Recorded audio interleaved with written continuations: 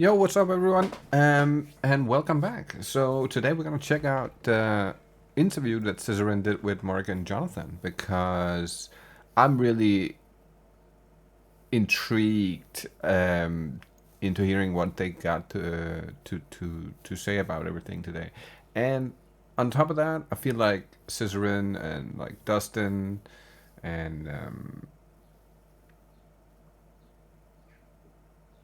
Chris is probably my favorite people to listen to when they're doing interviews, just because they have the most insightful questions, the questions that are most, for the most part, game related questions and not necessarily build specific questions, right? So that's why I love these interviews when it's not somebody who's like dedicated to a singular build type, archetype, whatever, because then all they think and talk about is that one thing.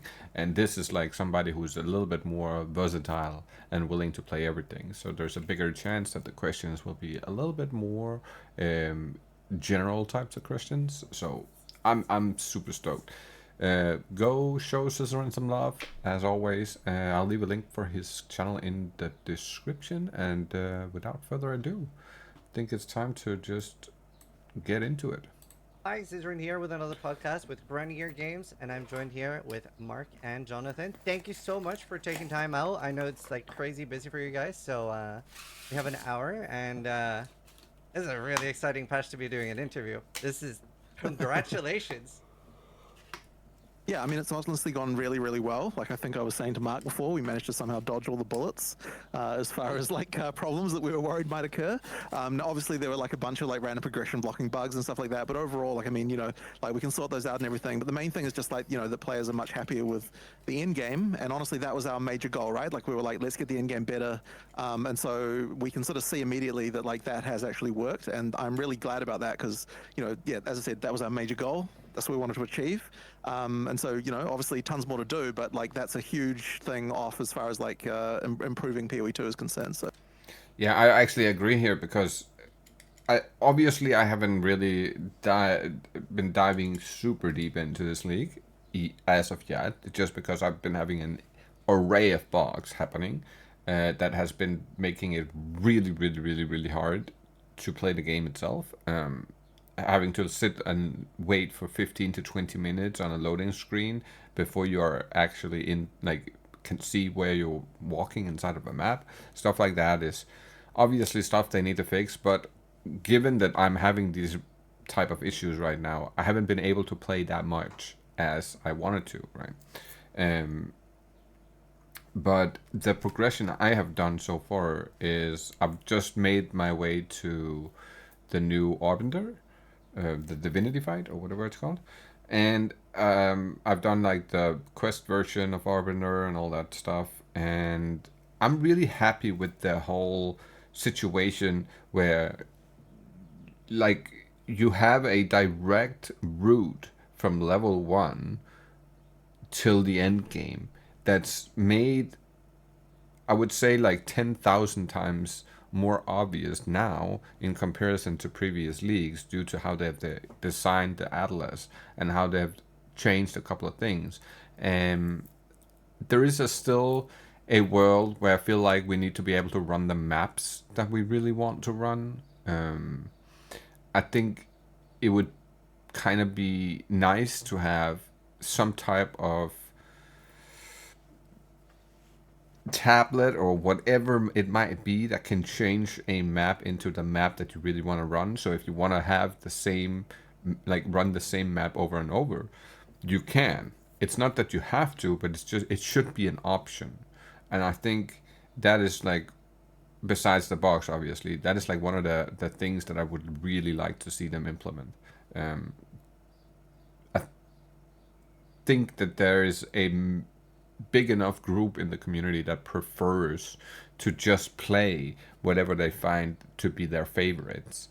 Kind of like in PoE 1, where you can like get your dunes or whatever you like, and then you can just continuously run that map over and over till you don't want to play no more. And I kind of want that option to be there.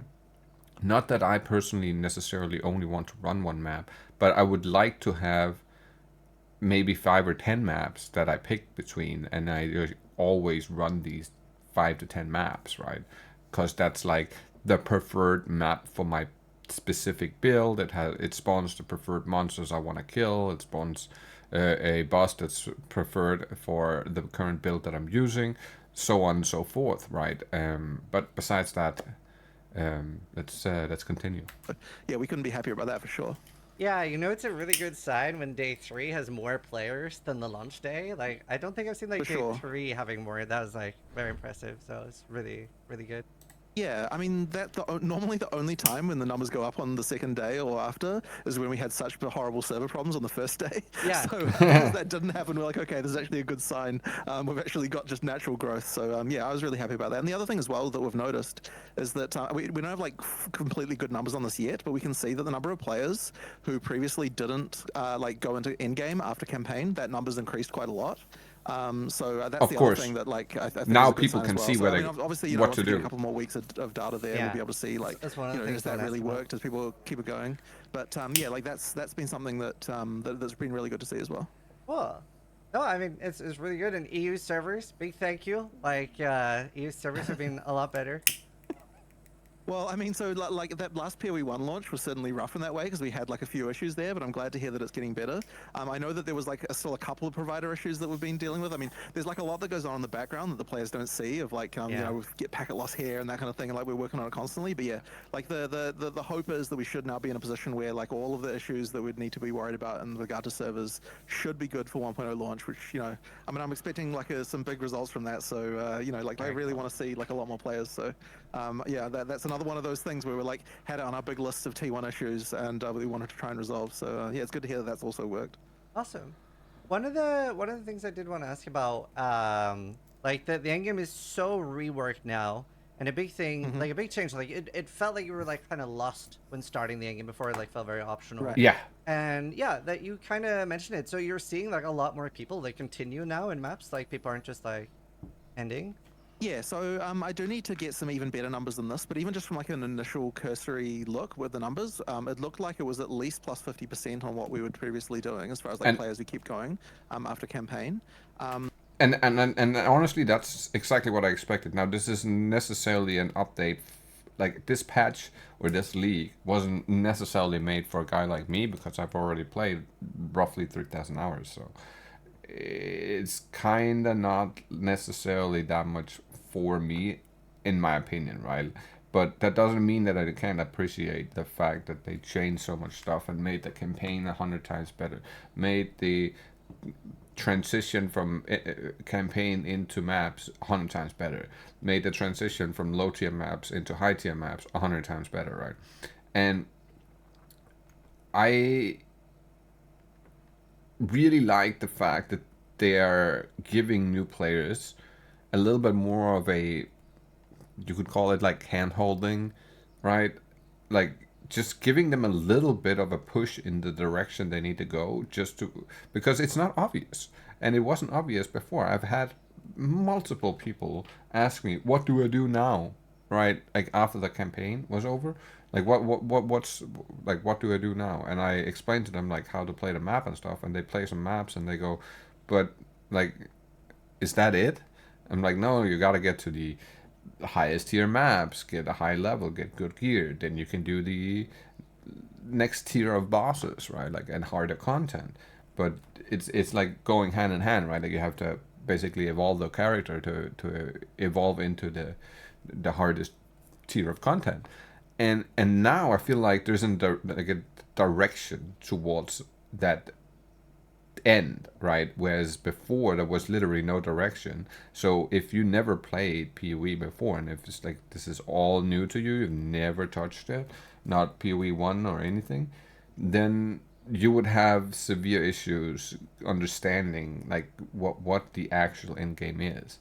And if you just play through the campaign and you start out in maps and you think like that's all it got to offer, is like this tier 2 map that I'm playing right now, like this is basically the end game, then I would compare that to Diablo 4 almost, right? Like, and say, okay, that's the type of in-game Diablo 4 has, where there's like basically this one thing to do and that's it.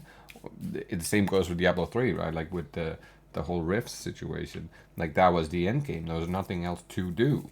It was just you could do the hard bosses and stuff, but they didn't give you any rewards that you really wanted. So for that reason, everybody just did the rifts because that's where you got the best loot, and that's really all the end game there was. And I feel like PoE has so much more to offer, but it's previous to this league, it was not obvious that there even was uber bosses, right? Like that was not necessarily super obvious. We had the burning monolith, so you could kind of see it, right? But it wasn't obvious how to get the fragments. It wasn't obvious how to do anything. And now it does feel like it's obvious, right? Like, because now there's an actual text prompt on the screen telling you, oh, you want to go here, you want to do that, you want to hit here next, go there, talk to this guy, do this, do that, do this. And then you get to test and try all the different types of mechanics. And by doing that, you kind of figure out what type of content you personally like to do. Whereas before, a lot of people would just, even though they were newer people, they would just go do whatever somebody says was like the best or one of the best forums. That's what they would go towards. They wouldn't really get to try other stuff out and figure out if they like it or not. So I feel like that's a way more open field now, where you can just join up as a new player. You can get to the get through the campaign, get into the end game, and then kind of like figure it out as you're going. But there's like a route you're going down. So honestly, for me, it's a 9 out of 10 league just for that simple fact alone, because that gives me so much more, like, in terms of playing with random people, it gives me more freedom to just help them out with their builds or something like that, instead of having to sit there and explain the entire game and how to play it at the end, right? So even though it's not necessarily for me, it does benefit me in some ways, right? And I'm just super happy. I'm happy with how they went about this one. And now all I really want to see now is just them getting a hold and nerfing some of the stuff that are absolutely god tier broken, right? Like some of the stuff that's just too good, nerf it, or buff all the shit that's like so bad that nobody wants to play it because it just does not compete. And yeah, I'm so fucking thankful for this league, man, honestly. Now, like, I think there's going to be like quite a lot more, because the really interesting thing is going to be the people who take, like, not everyone obviously can devote, like, you know, every single evening to playing the game on launch, right? So there's going to be a lot of those more casual players who are going to take a little bit longer to get through campaigns. So it'll be really interesting to see what the numbers for those players look like. Yeah. Once they've kind of finished campaign and getting through. Yeah. Because, you know, like, we're only just like a little over a week in, so there's going to be a lot of players who haven't even finished campaign yet. Even anecdotally though, like around the office, the amount of staff just playing now an in game where they probably weren't before is like actually kind of crazy. And just every day, everyone's just talking about all their adventures they're doing in in-game and what strategies and what content they've been playing and all of that. Like, that's what you want. The talk in the office has been so, I guess, like just reinvigorating for like and refreshing for the in-game vibe, even just for us as well. And it's like, generally speaking, as much as it's obviously a very small sample size, if the staff are happy, and a lot of them are players, right? Like that's generally the case, and they're playing the end game, then it's often a very good reflection on the fact that probably it's succeeding out of the office as well. Not 100% of the time, but in this case, I think That's good. My chat's been very happy as well. Like it's been very nice. That's what happens when they make a good league, man. Everybody's good mood. I really liked myself with. I was like, do I do Delirium first? Do I do Ritual first? Is that something you wanted to be that open-ended, or have you thought about telling, especially like new players, like do Ritual first, or do? Because I did see some newer players were very concerned. Am I missing out on something? Which experienced players don't necessarily have an issue with that. That's like a concern I had to answer a lot. So I think what we'll probably do is, I mean, one thing to be clear about to start with is it's not the expectation that you do every single league every single time you play. Yeah. So one of the changes that I think is a little bit less obvious there that relates to that is that when you're using tablets now, it prevents content that like league content that isn't part of the tablets from spawning. And the reason why we do that is to explicitly make it so that if you're choosing like 1 to 3 leagues to do with tablets, then we're explicitly saying like you don't have to worry about doing the other leagues because nothing that would happen with those is going to affect the play experience if you only want to engage with one. And this is kind of back to something that we had with PoE 1 a little bit more, just looking at how people play the end game there. It was pretty common for a lot of players to just like, oh, I'm going to play like this league and that league, and then I'm not going to bother with anything else for this particular season. So we wanted to just make sure that there was no players. I used to do Betrayal, Harbinger, and Breach, and then I would, if I felt like I had a really strong character that was good at bossing, I would set up a second tree for bossing, right? Like, and do the uber bosses and stuff like that. Or I would do some... It's just the fact that you can just pick mechanics that you enjoy a lot and just run that and still get all the gear you want and all the stuff you want from trading the stuff around, right? I think that's the way to go. Because not everyone is going to like everything, and that's just how it goes. The same goes for the characters and stuff. Not everybody's going to like every type of build. It doesn't feel like they have to do all of them. And so, like, what I expect a lot of just regular players to do is just play 1 or 2 of them, probably finish the primary Atlas tree, but then, just do whatever ones that you like. And then the other thing as well that we can do is that obviously we're going to be adding, more leagues over time. And what we'll probably do is make so the ones around, like, obviously there's limited space around where the center of the ziggurat is.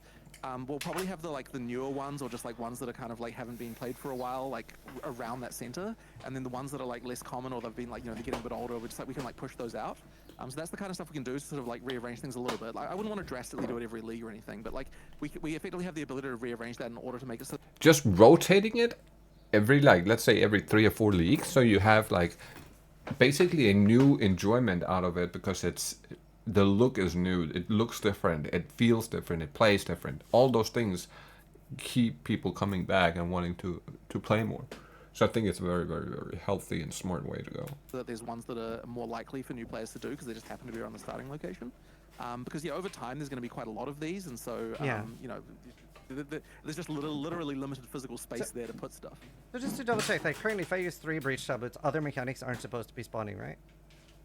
Correct. Other tablet content. Other tablet content. So secondary content like strong boxes and exiles and stuff, these do. But you're not supposed to get like a ritual or something like that if you put 3 breaches in there. Pretty sure you still do at the moment.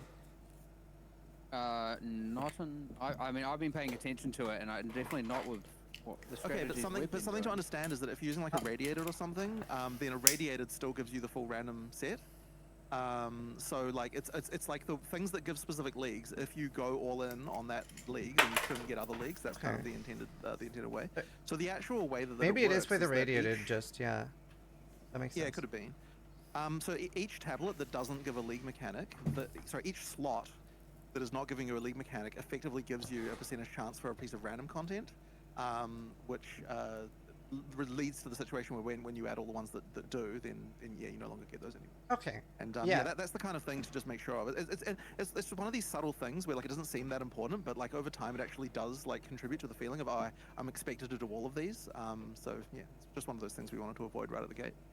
Okay. There are a lot of people in chat even saying like, I'm using 3 breach tablets and I'm still getting ritual. Okay. I definitely don't. So I wonder what. We might have to look I've into been that running one. breach. I run irradiated a lot myself. So.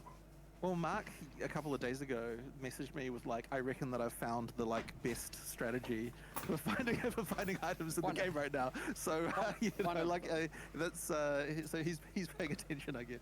Well, because I specifically was thinking about it, as I've been really enjoying the fact that if you all in on breach, you don't get the other stuff. Like you don't just randomly have a random thing that's interrupting. So I'm surprised maybe there is some case we where should probably just have a check because you never know. Yeah, it's pretty easy to check that, but it is meant to be the case if you use 3 league tablets of one league, you don't get any other of the leagues. You'll still get your wisps, Yeah. your summoning circles, all of that stuff. Yeah. I have to say anecdotally though that for some reason ritual just does seem to be more common in other leagues, and I don't know why that is, but yet somehow it seems to be to me. Like there's no mathematical reason as far as I know that should be the case, but it's just something that I don't know what's going on with that. Yeah. I really don't know, like for the me it's ritual rework as delirium. well. It's been really nice. It's like I'm running that a lot. Got a headhunter from it. Very, very pleased. Also, when are we getting the Mark currency guide?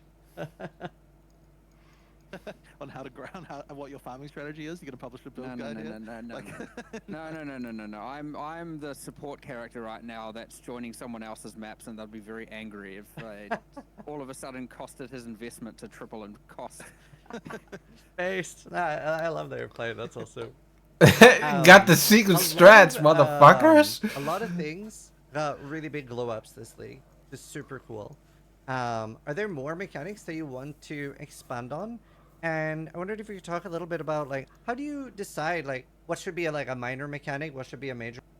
You know, that's actually been a kind of interesting one because what I'm wondering is because I was actually having a conversation with Mark of like, when are we gonna like, how are we gonna add more secondary mechanics specifically? Because they're not necessarily like you. It's very unlikely that a full league that we would make today would turn into a secondary mechanic. Yeah. Like, so what that kind of means is that we probably have to decide specifically to add them. But one thing I was wondering about, and I don't know whether we'd do this or not, is like I would consider potentially having it so that the remnant encounters that aren't part of expeditions, we could potentially have those be a secondary mechanic, maybe. Like that's the sort of option that we would have. We say like, okay, we're gonna like split this off, and like this is one of the core things that could happen. I'm not sure whether we want to do that or not, because like maybe the reward systems are like not quite right then, because like we kind of want that to be associated with all of the with the expedition league. But what we could consider doing, as I said, is just taking like specific parts of like content that we publish in the future and saying this is a secondary mechanic that's core. But in terms of like extra stuff that we want to improve, Strongbox is the one that is definitely not in the right place. Yeah. That's something that could definitely use that could use an upgrade. I mean, I think like how many mods are there that are like the mods that actually hurt you? I think it might be like 4 or something. It's like a ridiculously tiny number. I think you can include freeze because it's that one does literally nothing. its duration is shorter before the first monster spawns. Yeah. There's not many. There's not enough for sure. So Strongboxes are definitely weak. Like I would say that one needs to improve for sure. And then there's stuff that's like technically not in the end game as such that we like really want to improve, which we've talked about before, which is the what do you call it? Ultimatum. Ultimatum. Trial of Chaos and Trial of Thank you. Chaos. I was just about to say it. Suboptimal. Yeah. Especially for I mean, look, they have their exclusive drops to some degree, but I can't say it's something I'd ever be excited about farming Trial of Chaos for a sustained amount of time. I have done that. Well, Sanctum's probably. I did. How many chaos runs did I do? Was it last league? No, it was previous to that. It was the league before that. Yeah, it was Abyssal League when I was forming Abyss and Chaos, and I did 400-500 chaos runs, something like that. And I didn't get one adorned, but I did get a lot of good stuff, and I did make a ton of divines. But was it interesting? Not really. Also, I played a build that made it so I didn't have to do shit. I could just stand in a corner and that everything died, right? Like it wasn't like I had to really go do much, unless it was like a map where the enemies were scattered too far from each other, so I had to walk to every corner, right? But besides that, I really didn't have to do much. All the lockdown sequences, all those type of things, I just stood in a corner and let the build do it by itself, basically. And it wasn't necessarily super challenging, super interesting, or any of those things. It was just decent divine per hour strat, so that's mainly why I did it. Now for Sekimas, I believe I did that as well. Actually, didn't I do Sekimas runs? No. I did the Sekimus run back in 01. That's right. Because that was my least favorite mechanic and the one that I was like absolutely worst at. I didn't understand the mechanic fully. I never really played it in PoE1. So I went and did like a 400-500 runs on that as well in 01, if I remember correctly.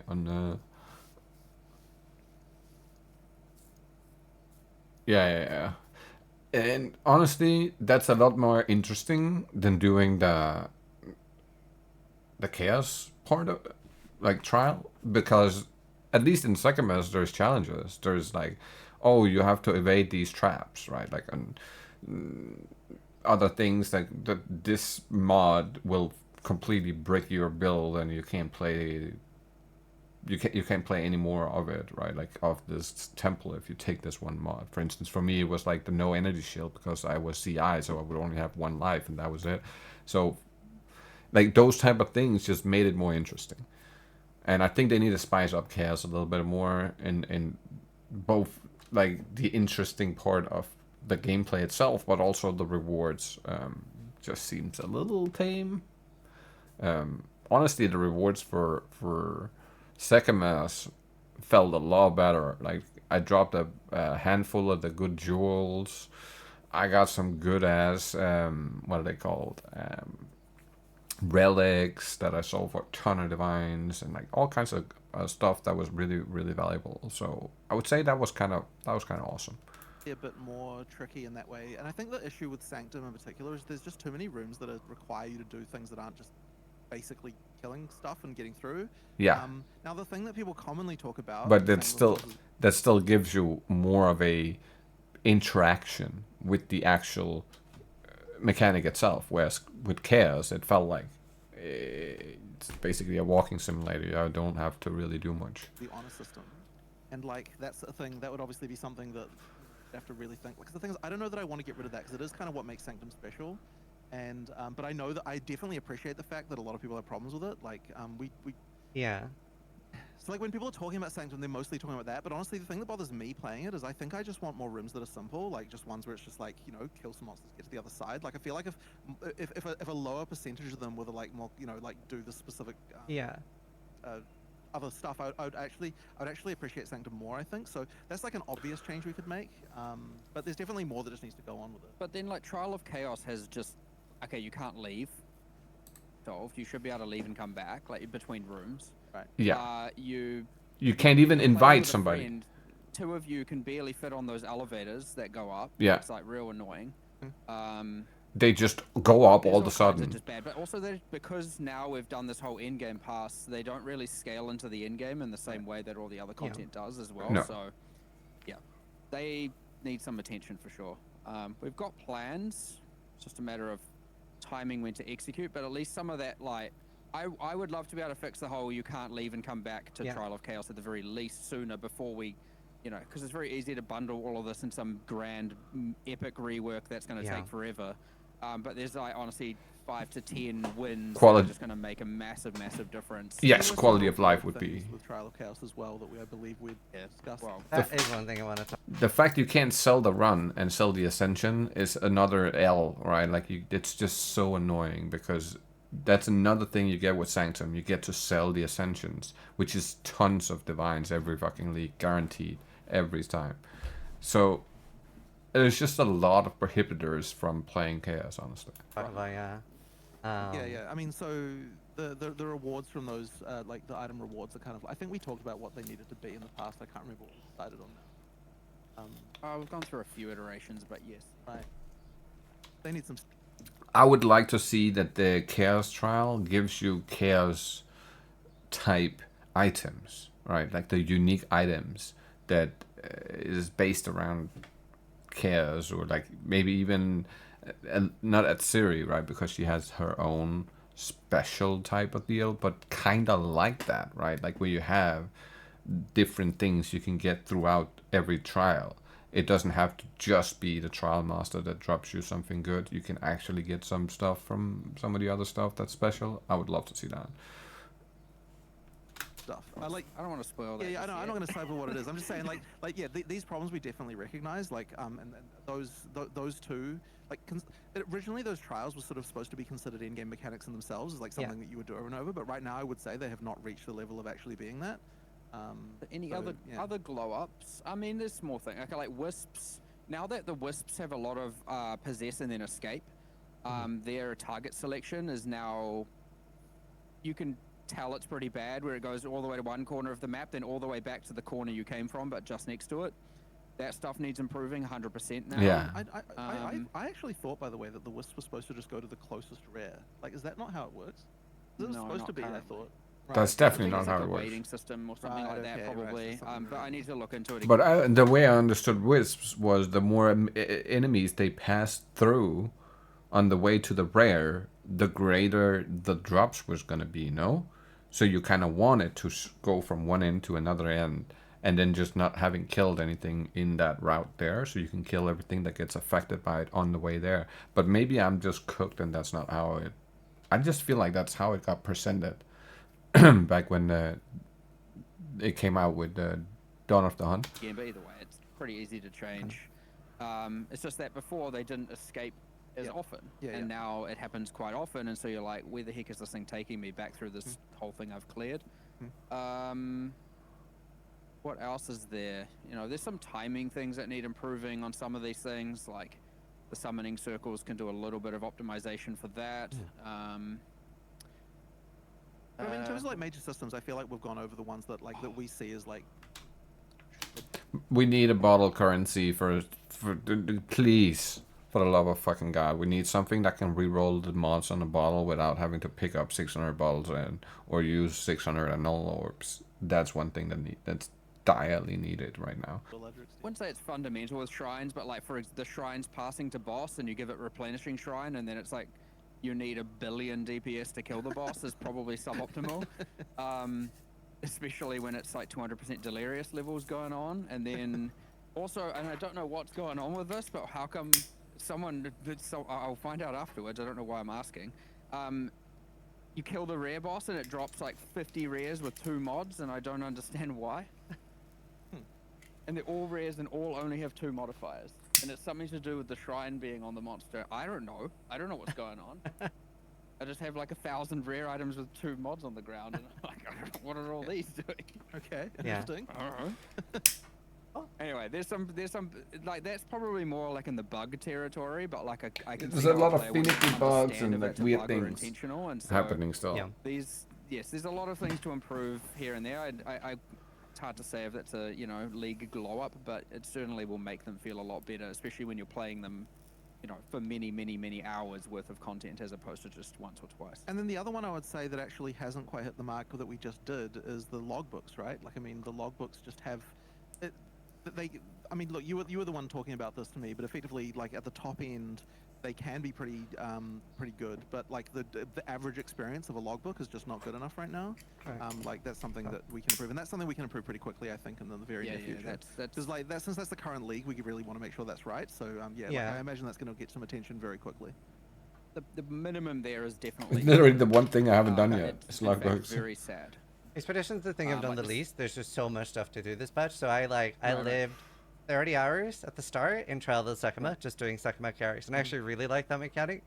And then after that, I went straight for Ritual and Delirium and stuff. So I haven't actually done a lot of Expedition yet. I have a feeling that Expedition logbook stuff will probably, if we weren't looking into it already, I suspect this would have come up pretty soon in the general community vibe, just because it is something like more people are going to start doing. Like, because it's further away from the starting location than the others, I suspect that overall it's going to be like less popular, ironically, even though it's kind of the current league. But yeah, like it is something that needs improving for sure. I think a part of it is also once you do the 4 quest ones, like actual logbook drops are so rare. Right. Like most people probably then are like, oh, okay, I've done the quest line, moving on to something else. And they are, I've seen not that many. And so you don't. Yeah, I haven't even done the quest yet for it I yet. honestly think that in itself is a bit of a problem as well. And so if you were exposed to it more often, you'd probably be like, some of these logbooks are just the worst. It's just boring and bland, and it doesn't hold up to the level of, when you're doing all this other combat, you're fully invested in, you got your full trees for and all of that, and then you go do this, you're just like, what is even, what is this? I And did then read. sometimes there's, Oh, sorry. Go on. I was just saying, and then yeah, the ceiling is high, like for sure, the maximum is high. You know, the Elder's Rune is, you know, worth a ton, and a bunch of these other things are worth a whole bunch of stuff. And there's things with like the Bond Rune, which is honestly in an unacceptable spot IMO, where it was just spawning like 120 rares for us during a single remnant encounter and all kinds of stuff like that. And yeah, you get this like insane spike moment, and it's like holy, and you know, there's literal 10 stacks of divines on the ground, and you feel all excited about it. Sure, but the average minimum, nah, not good enough. Especially things like the sub dungeons. You like open a sub dungeon and you're like, okay. Notice how absolutely self-aware these developers actually are. Just looking at a system, saying, this part sucks. This is not good enough. We are fixing this. We're changing this. How often do you hear game developers say something negative about their own game? I feel like this is one of the few that does that. Pretty much everybody else is like glazing, right? Like it's just always the best it can be. And I feel like they are very critical about their own stuff. Like they are hyper-critical. So imagine how critical they are when they play other games. It's like 6 packs of monsters down here, and then that's kind of it. And you're like, what was the point in that? Like that dynamite would have been better spent being placed on something else. And so yeah, but all of this is like pretty easy to improve. It's kind of one of my goals of this week personally. I'm just going to go and see what numbers we can just mess with, and hopefully, I don't know if it'll get deployed this week, but at least some of it hopefully will. But, the only thing that I know about Expedition that I read a comment about was, again, I haven't interacted with it myself, but it was something like when you put down a logbook that you can influence what it is, and it was like an Elder's logbook or something. Somebody put one of those down and didn't get a single expedition. That's the only thing that I saw. Well, that's sad. Yeah. Yeah. So, I guess I just wanted to mention that. Nothing that would prevent that, right? There is nothing that would prevent Right, that. it's just incredibly unlikely. So we probably just need to add some kind of minimum guarantee. Yep. Yeah. That is, to a block to that prevent does that from happening. That does need to happen. Okay, sure. Hopefully, Cool. someone listening on our side can write that one down real quick. Yeah, that's the only thing I saw with Expedition. I love Ritual right now. Right. Do you like your infinite shopping window? Is that the strat? I use that as an expensive strat. It is. So it was like 80 divines or something on a hardcore trade, and then 6 tablets in I got 1 headhunter, so it did pay for itself, and then some. So, nice. Very much, like. By the way, it's just you're infinitely shopping for mage bloods and headhunters. That's just what you're trying to do. Not infinite. You're It's just... 30 rerolls. Not infinite. We have if it's more than 8, it's infinite kind of. You know. Okay, right. So 8's the limit. Cool. But yeah, no, it's a lot of fun. One of the things that I've been asked about the most, especially by other streamers, to bring up was sprint. A lot of people are a little bit unhappy with like how quickly we get knocked, and I've been especially asking like something like that we can maybe improve like the stun threshold for sprint, that like a single arrow maybe doesn't knock you. We're having to think about this one. It's tricky because like the intention obviously of sprint is that you're not using it in combat per se. I mean, you can use it to sort of run away from combat, but the intention is that like once you're entering combat, you're not sprinting. Yeah. And so I guess the argument here is like, well, yeah, why should a single arrow knock you down? Like it might as well be more than one hit. But I worry that it would be so easy for it to get to the point where you can just kind of sprint through stuff. Yeah. Like I agree. I definitely understand where people are coming from with this, because I do get that like it can sometimes feel just like bullshit when it's like, okay, I was running away, I wasn't even really in combat, but like some random stray arrow just happened to hit me. Like that certainly sucks.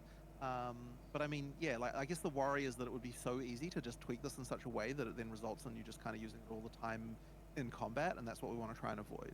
I actually quite enjoy it. Like I quite enjoy assessing the situations, and then you know, you escape out of the sprint into a roll and then kind of start again, and you're kind of doing this as you're playing through, and you start to identify certain monsters that are have higher probability of knocking you down and whatnot.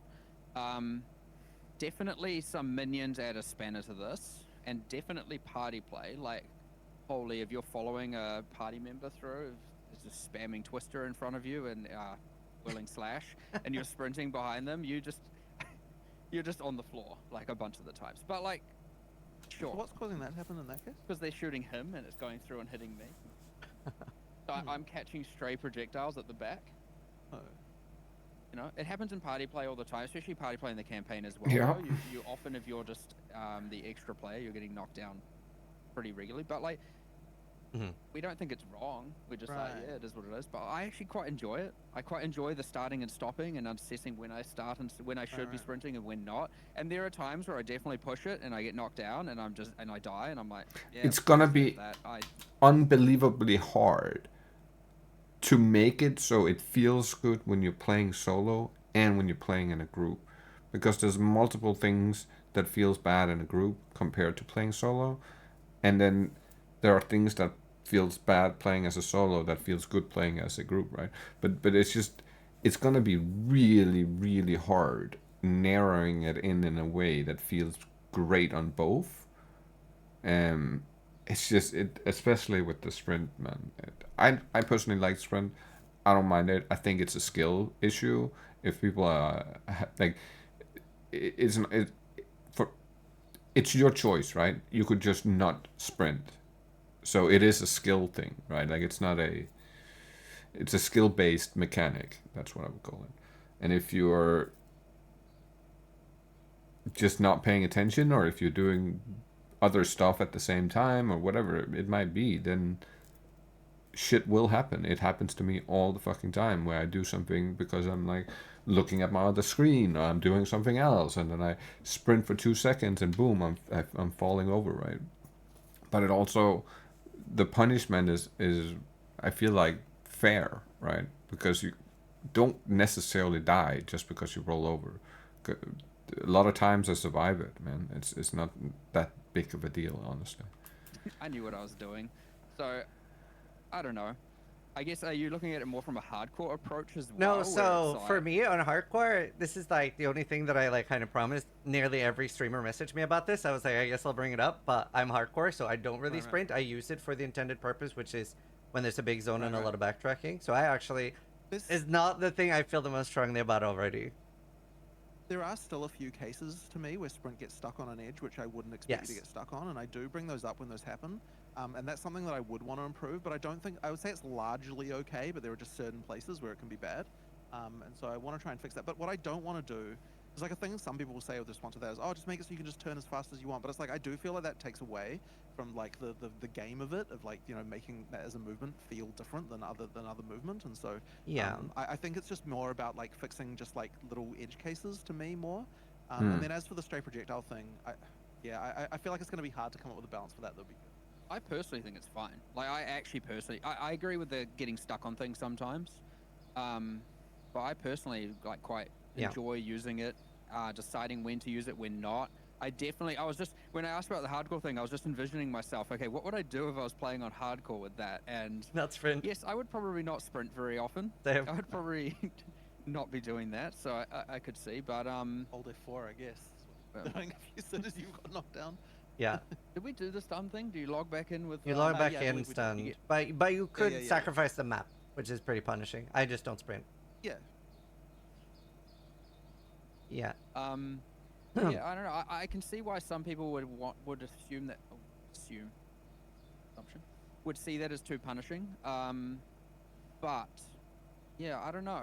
As you said, it can be very easy to make some changes there, and then it's just... broken and OP. Now, and there's no don't want that. To it. There's no risk to it. It's just don't want that. And it would be the real fine line to cross, where all of a sudden now it's we got the especially if it actually respected your stun threshold, like it would be very. That's basically the feeling you got when you played the Roa lightning arrow, fucking 80 or 180 or 200% movement speed, just fucking.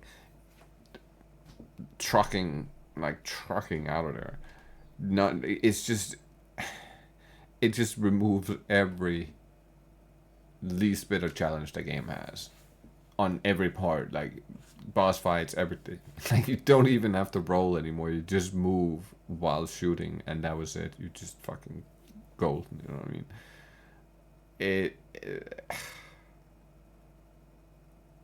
It becomes too baby then. You gotta still. There's gotta be a little bit of punishment in softcore. Otherwise, it's like just running through it and playing Diablo 4 in the end. Easy to just be like, oh, you take this, Yeah. and now you're just like... Maybe a keystone that just like makes it that the first hit doesn't knock you, but the second one would. So that one stray arrow won't knock you, but everything else would. I wonder if that would just remove like 95% of all knockdowns. Like how many knockdowns aren't that is a good question. That's fair. I'd have to look into it, I guess. Yeah. But anyway, I don't know. Yeah. But yeah, no, that's it's kind of my feelings on it overall. like I said. This is where they should and just the other test thing it. was, so They should just kind of do like a 1 week test and look at the numbers, right? They put the thing in, they make it so initial hit doesn't heavy stun you. Ignore initial hit when sprinting or something like that. They put that on the tree and ask us all to like basically use it real quick. They just put like one everywhere basically, so no matter what build you're using and where you are on the tree, you can get one. Then we all test it, they get the numbers, and they see if that is actually an issue or not. You know what I mean? Like that's how I would do it if it was me. you guys did. We give are us a still early dodge access. only hotkey, but a lot of people want a sprint only hotkey. Well, I'm not quite sure what that would be because the roll being part of it is part of the cost. So if you could just start sprinting without rolling first, it would mean that the cost that you're supposed to be paying to start sprinting wouldn't be there, and that would kind of compromise the what the system's supposed to do. So yeah, I think that probably can't really happen. The dodge only thing was because there were people who were saying that effectively they were intending to just dodge roll and then you sprint, start but sprinting. they got knocked down because they held it slightly too long. I've tried that It was a like billion sudden thing. times So now. there was just a few players saying that, and I figured we could add a hotkey for that just to resolve that issue if that was what you were experiencing. Yeah. But yeah, the thing of not having to pay the cost, that I don't think we can change.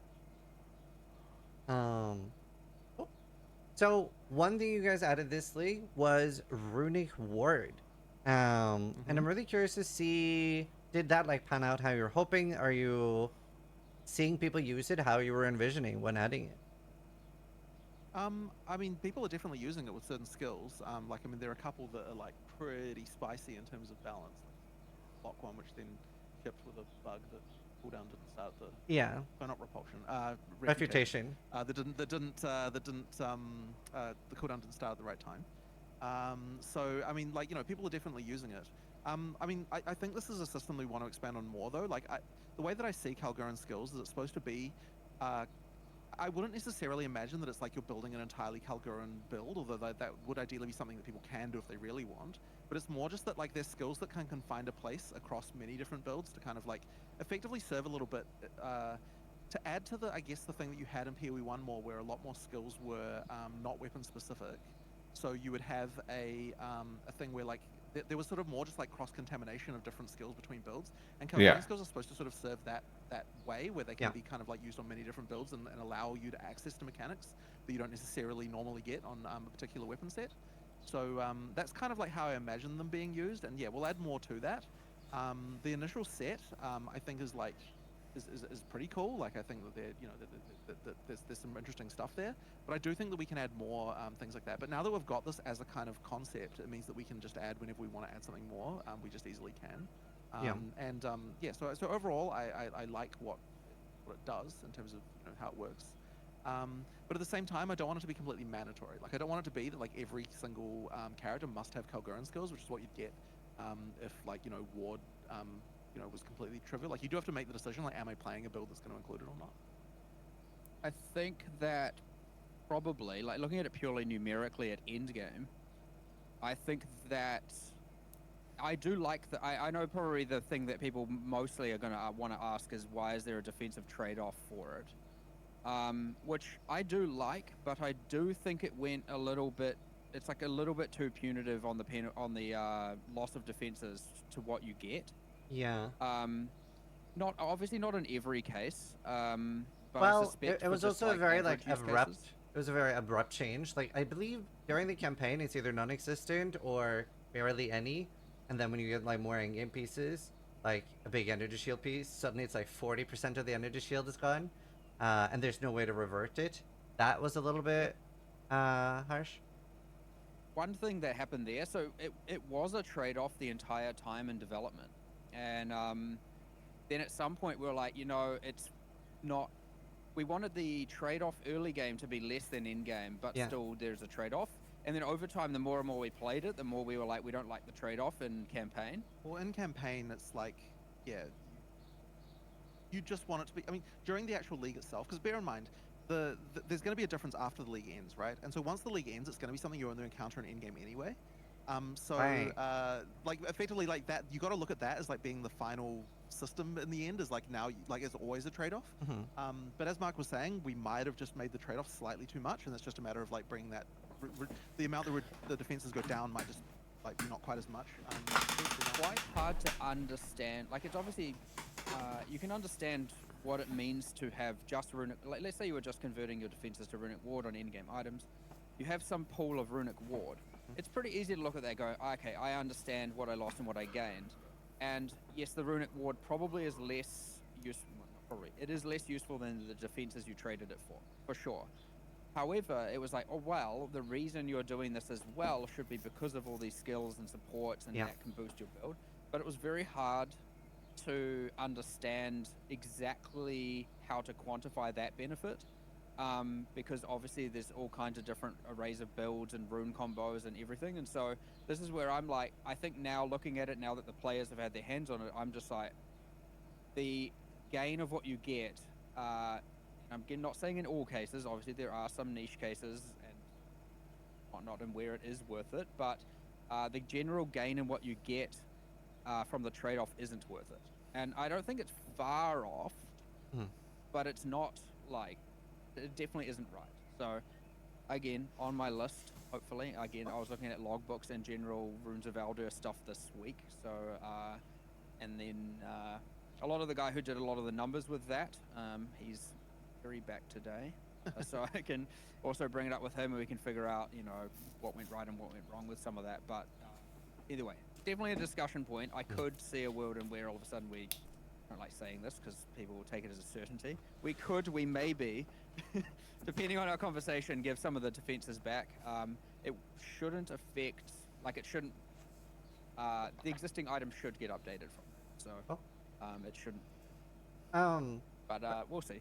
Regardless if you do or not, do you think you'd ever give the people the option to revert the forge? Either they weren't maybe not aware of how punishing it was going to be? Well, I guess the argument I would make there is that you can see before you do it exactly what the result's going to be. So that's why that's the reason why this UI for this is specifically the way that it is, where you can get the result there. So my inclination would not to be it's kind of interesting because I wonder why this mechanic in particular feels like you should be able to do that when it's one of the only ones that actually does literally tell you exactly what it is. Yeah.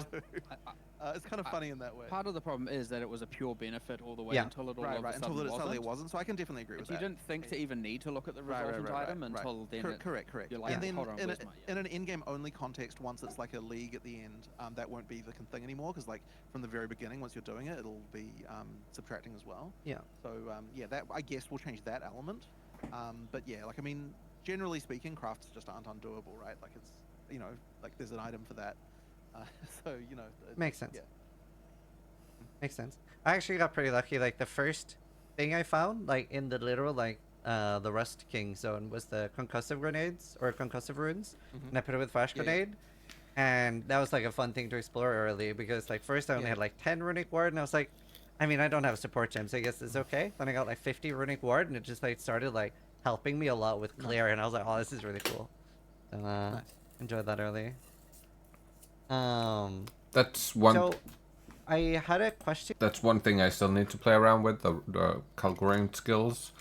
I've started collecting them, but I haven't really played with them yet. So I'm looking forward to playing around with that and figuring something out. About permanent character choices during the campaign. Obviously in PoE 1 with the bandits we can respec them. Currently in PoE 2, there's not much respecking. Is that something you'd ever consider changing? Especially the shark fin and stuff like that? It is intended to add support for that, yes. Okay, cool. I mean, we've got it in a few places where we've got specific UIs and so on, but it's like not consistent throughout the game. So we just need to go through and effectively make sure that we can improve that, I would say. Yeah, like generally speaking, we do want you to not have anything that is like, well, okay, other than, well, no, I guess there's nothing that's actually truly permanent about a character at this point. Oh, the character, the class. Except for those. I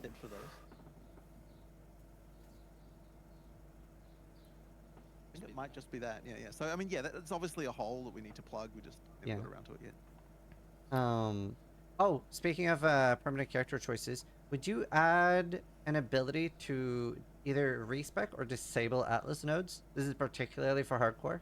So this is one that's come up a lot, and it's something that we can't really do, and that's because if you could respec Atlas nodes, it would mean that you would effectively be incentivized to do the ones that affect stuff that you can see on the Atlas. So what I mean by that is, like, for example, biome-specific stuff, where it's like, okay, I'm entering a forest now, I'm going to respec from one thing to the other. We just kind of don't really want that to be the case. Like, part of the design of the new Atlas tree, where you get all of it and you can't respec it, means that we can start having bonuses that affect things that you can see on the Atlas. So if we were to change that, it would mean we'd have to do something with that as well. But even then, the counter argument that we've heard is like, well, what if you could just disable nodes then? Like, if they're still spec, they're just disabled, right? But then the problem with that is that we feel that the level of complexity that would effectively introduce to how players feel about the Atlas would be quite high. And we're kind of a little bit, like, worried about that. Like, part of the thinking here with the Atlas as well is that we're kind of lowering the number of places where you need to make those choices to be quite a lot smaller, because it's only the multi-choice nodes or the masters. And so that meant that, like, the intention there was, like, can we get the feeling of, like, having in-game builds and having different strategies, but without having it to be that you have to, like, do these grand respecs that involve, like, all sorts of, like, different nodes and everything. And the worry is that even if we just get to the point of disabling nodes, there's going to be, like, this sort of feeling of, like, oh, someone's going to tell you, oh, yeah, you should turn these ones off and those ones off, and, like, you should do this. And, like, it just sort of adds, like, a complexity to the Atlas tree that we're, like, hoping to avoid if we can. And so we really want to try and achieve whatever we can do without doing that. Now, the part where I feel sympathy for people is that there are some nodes that currently are adding difficulty where that wasn't really the intention. Like, the intention was that anytime we're adding, it's supposed to be that it's adding content, like there's more content for you. And so if you feel like something's adding difficulty, then we're kind of like, that isn't really what the Atlas is supposed to be doing unless it's a choice. Now, I'd say the nodes in particular that are the bad for this are the ones that are the mandatory ones to get you from the white map nodes to the yellow map nodes, if you know what I'm getting at. One, there's like the ones that are limited to like level 70 and above. Yeah. And there's like ones that add mods to rares there, and those ones definitely do increase difficulty. And I would say that that's probably something that we need to adjust or do something about, because like that's effectively mandatory difficulty. Now, the funny thing about that is that the reason why we thought that was okay is because previously we had things like that happened naturally just as you went up map tiers. And so the theory was, well, if you, like, previously it's like, you know, you'd go up into yellow maps and it would increase the number of map mods that a rare can get. This is effectively just being explicit about that. Like, rather than it being something you don't even know about, like a hidden mechanic, it's now effectively an explicit mechanic because you allocate it yourself, and everyone has to allocate that because they have to go through those nodes. And so that's kind of what we were thinking. But the perception of it is completely different than that. It's like, you're forcing me to add difficulty. And so it's then unclear, like, what exactly we should do there. Like, the scare... Oh, go on. Sorry, I was going to say, those nodes in particular are bad, though, as well, because there is nothing to indicate that adding more monster modifiers increases the rewards of the monster as well. Yes. Like, unless you know, you know. And if you don't know, and then you go and look at the keyword, it just says +1 modifier. Well, so the funny thing is when we looked, like, even the keyword doesn't technically tell you that. Yeah. It doesn't actually say, oh, by the way, you're getting more rewards, guys. It's like one of those things. That could be one of those things that's kind of... Here's a whip. What if that said... What if the adding of the modifiers was hidden and it said X% increased rarity from rare monsters? And like, what if you not really what it is, because it is the modifiers. You do need to know that. Now everyone wants to know. Yeah, you do need to know that. But yeah, it is a good point that, like, effectively it's presented as just difficulty with no rewards. In reality, it's like difficulty and rewards. Yeah.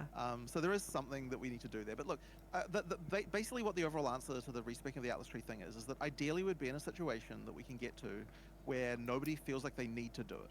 right? Like if we can get to that point, then that means we're doing well. So we'd rather make changes to Okay. prevent the need for it rather than actually having to add the respawn. More multi-choice. Which means Yeah. more choice potentially, but not so much that it feels like back to the level of complexity.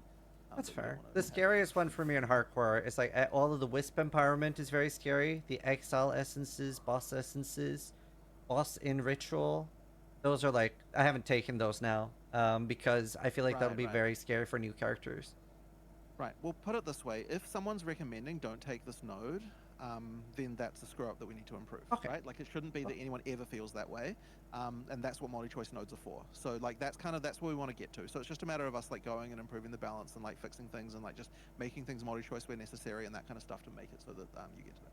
I've already got a handful on the radar, so we'll just keep doing it until it isn't a problem anymore. Right. Awesome. That's really good to hear. I'm happy to hear that. Player defense, which actually I think has improved a lot this league. But I'm particularly curious. I think the main point is Arbiter. That I would like to talk about there. There's two things. It's like Arbiter is a little bit odd when it comes to defense, where he's sort of, as a hardcore player, I feel I should just drop all my defenses for the most part and try as hard as I can to one-shot the boss, because it's very different than a lot of the other bosses where a lot of the moves are tankable. Like I'm running boss service on Arbiter right now, and I sort of just like respec into the more damage I can get. So I do like one hit on Arbiter basically, and he's gone. Because I've tried really hard to tank it, and even right now I have like the companion absorb damage thing, and I don't think I can tank a meteor still.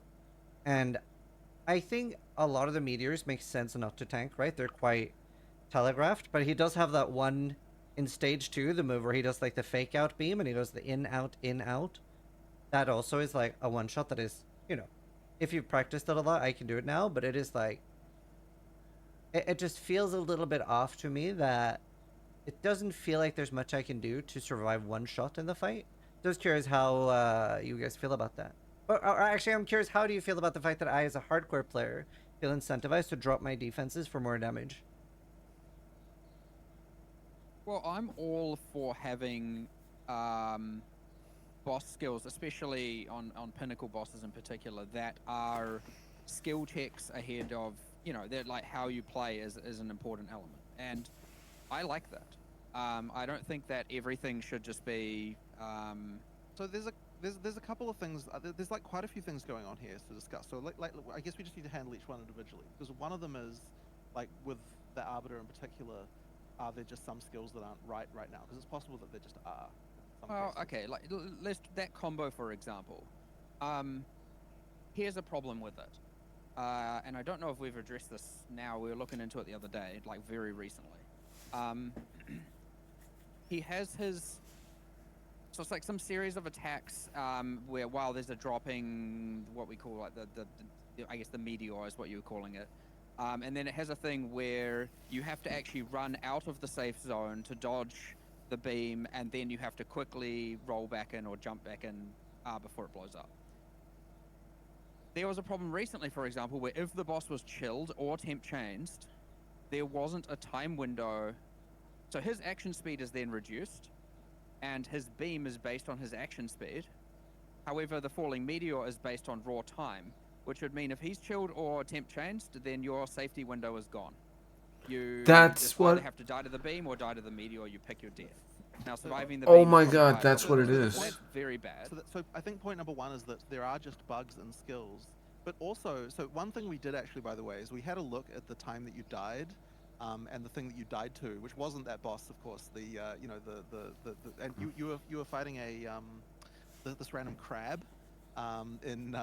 Oh, my death this league. From a remnant encounter, and like we looked into that particular crab, and that crab, when it dies, there's this like the normal version of that crab, which is like a fire one from Act 2. It's got this thing where if you kill it while it's charging up, it like fires these like little mortar things that like hit the ground around it. But like that particular thing was bugged in the version that was happening from the remnant encounters. So it was just doing like 20 projectiles immediately, like that will all just hit the ground like pretty much instantly. If you're standing on that monster when it dies while it's using that skill, You just die. You die. Ah, And instantly. that monster is the highest kill count of any non-boss in the game right now. Okay. No. It's like third. A third? Okay. Yeah. Okay. The point is that there are just so like the point I'm trying to make with that is like there's gonna be bugs sometimes in in both like boss skills that are new and like boss and like just monster abilities that we have. Or like hell, there was that thing with that frickin' spider, where he was accidentally doing 100 projectiles over 100 milliseconds for a total of 200,000 damage. That like that was not like that on Life for very long. Like we found that pretty quickly, but it's like a 200,000 damage hit was not really something that was intended. Wow. And like not from that. yeah. So like sometimes there's just bugs like that. So like that's thing number one, right? Like we just need to fix those. And the trouble is, of course, in hardcore that it's like you only like just a single bug like that can just ruin a huge amount of time, right? And that sucks. And so that's something that we do. And like no amount of defensive changes would have made you able to deal with the 200,000 damage coming your way. Yeah. You know, like that's just like something. I that's did just watch not the gonna clip really and I fix was something. like, should I have done something different here? So that No, you did get screwed there for sure. Yeah. And like, but the thing is that even some of the other things, like when we watched that clip, there was like a couple of other things about those specific monsters. So we like looked into the specific monsters. So the thing we specifically did is we're like, okay, what are the monsters that are killing people the most? Let's go through and see why their abilities are screwed. And then like you found like several things there, if I recall. That, Oh like, yeah. And like that's just gonna happen because like you know, and in the case of some of these, they're literal typos. Like you can see someone just typed a number in the wrong column and stuff like that. Sometimes you know they're just like what can you do? Like, and it's really hard because something like no one happened to ever notice that they were on top of one of those crabs when it died, and it did that before, you know, during QA. So Obviously, we're quite far away from Arbiter of Ash. We'll circle back to that, but let's go through some of those monsters, for example. So the highest non-unique kill count, and it is, I think, third overall of all kills in the game, is one of the breach monsters. I don't know their actual name. We call it Breach Lunaris monster, but it has like a bunch of spikes and it overextends the spikes and hits the ground, and it does like a barrage of spike attacks, and each of those spikes hits the ground and releases like chaotic sparks. I think while you're in the breach, the chaotic sparks blend in with the ground with the breach purple to the point you pretty much can't see them. And so I was looking at it yesterday and I'm like, I reckon you just can't see those projectiles at all when you're doing an actual breach, let alone if there's just focus happening. And yeah, pretty much there's a bunch of just chaotic spells coming out doing chaos damage. I mean, chaos damage is a killer for sure, but I saw that and I was like, well, there's just zero visibility here. As far as players are concerned, you're probably just dying to just something. It creates that whole like, I just died. I don't know what happened. And yep, that monster's bad. It currently checked yesterday, it had 987,000 kills. That one monster. Kind of a lot. What was next? I mean, I'm trying to think what was second. There's a few bosses that are bad, so is the ultimatum bird high up? Say again? Is the ultimatum bird high up? No, actually, and probably just because it's probably high relative to number of fights, but it's not like raw number of kills. Yeah, okay. we did nerf the tracking on that guy's kick attack while you were. It's not. I wouldn't say you nerfed it. You made it aim the wrong way. He just comes down and just starts kick. I'm like on this side of him, and he just starts kicking over there. Okay, well, anyway that thing used to track way too hard, and was like. Well, now it doesn't. Okay, now it's broken. Now it doesn't Alright, cool. track. It just Sweet. kicks, Well, we need to fix the that. opposite direction. Anyway, the other boss, I guess what you'd know as Varana, the Reaper boss. And there's a non-Varana version, the one that's from Stones of Searle that also spawns an in-game. Two abilities on that. It has like a red flash where it red flashes and then deals damage like 300 milliseconds later, and it's like these 5, could be 6. No, it's like 5 lines on the ground in a kind of like semicircle. They shotgun. So if you're right next to the boss and you run, you can get hit by all 5. You will die 100%. It also just has no telegraphing time. So in that case, it's like, okay, we're going to make it not shotgun. We're going to add an extra second to the telegraph.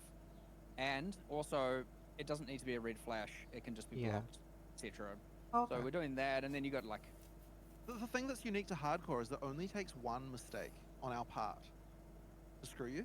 Yeah. And so it's like, unfortunately, we just have to keep just going through these and finding them, and you know, and that, like, that's just an inherent danger of hardcore. Unfortunately, is like, Yeah. Now the funny thing is that like, in a PoE1 context, there's like less monsters getting added in a league, so you're less likely to just randomly run into like some new monster that just didn't get tested right yet. You know, there's just less monsters getting added and so on, so it's like less of an issue. But in PoE2, because we're frantically adding so much content, like constantly, it's really easy for us to just miss things. You know, like the number of things like monsters and bosses and stuff that get added is like so insane that it's like you miss. Now, I suspect that that'll settle down a little bit, as like, not that we're going to be adding less content exactly, but like it'll probably just be a bit less frantic in terms of like adding stuff that's not getting as much testing as what it needs to get in that kind of context. And as I said, it's so easy to miss these. But that's like giant global point number one on like defenses in hardcore as a topic. Well, yeah, but I also like, I mean, just to quickly fire through it, you got the Wolvenhold boss that appears in maps. He does like a slam and then it just gets bigger and bigger and bigger. If you're in that, you die. You get hit like 8 times. If you're right next to him, you're fine. You get hit once. I don't know why. If you're like a little bit away, you'll just get hit many times. You'll die. He's like number 4 boss. As Marty, end of part 2 interlude, his dash. I thought it was just an effect. Well, we also looked into it yesterday. If you're close to him, it hits you twice, which is guaranteed death. I don't even know that. Jesus. No wonder that thing's. Varana, back to that same boss. It has like a crazy cyclone attack with 0 telegraphing. It just all of a sudden it's doing it, and if you get caught in that stun push as it's pushing you, you will die. None of these are intended, by the way, is what I'm getting with this. So there's like heaps of this, and then there's just a bunch of other monsters as well that are they just delete you. Yeah.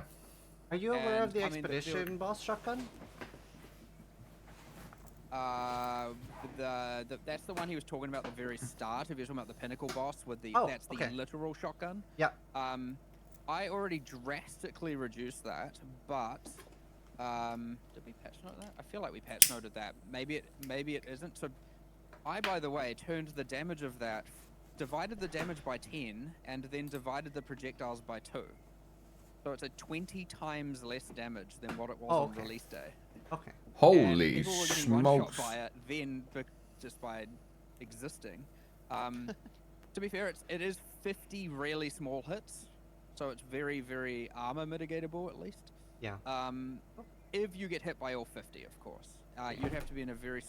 I don't know if that's actually possible. You might just still get hit by a chunk, but yes, that was dealing...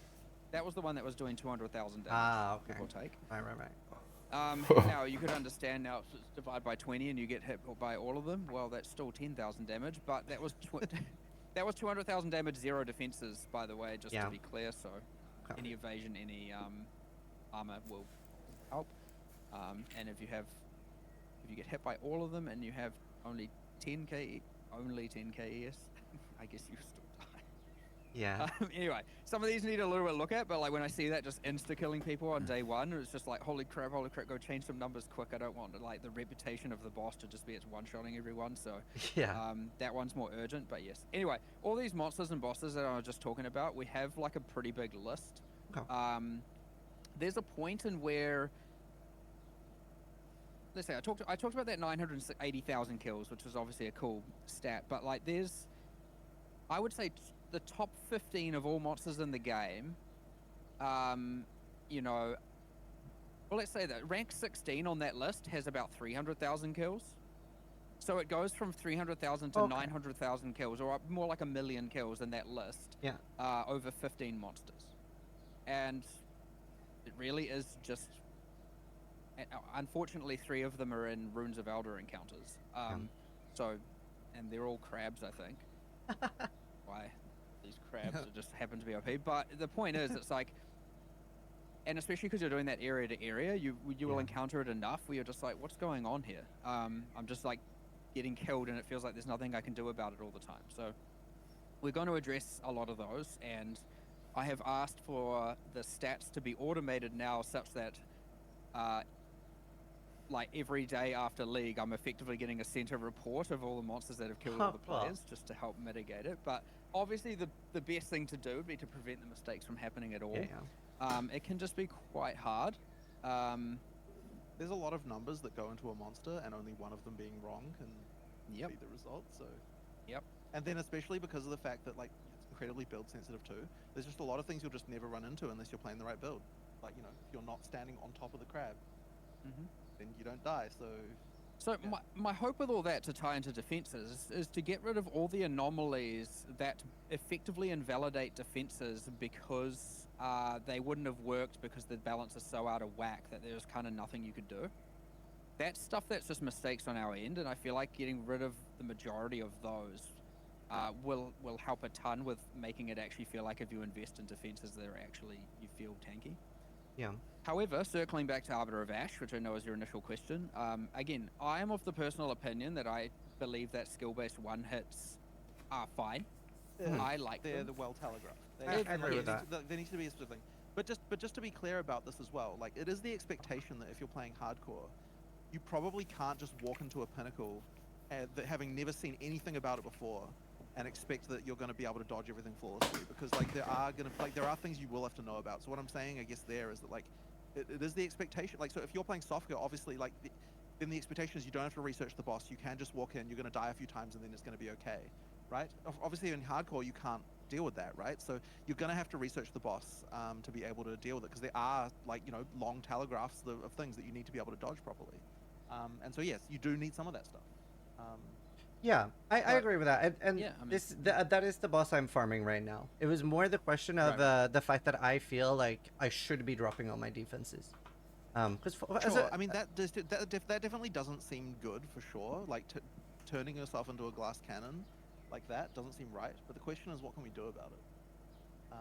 yeah, it's a tough one. Because like Maven in PoE1 has a lot of one shots, right? She has like the brain blast and failing the memory game, which feel very telegraphed. And actually, that's one of my favorite bosses. I really like Maven.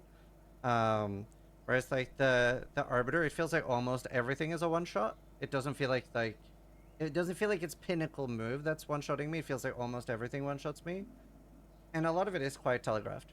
But just because of that, I'm like full invested into damage when I'm doing Ash. So I'm literally one shotting him.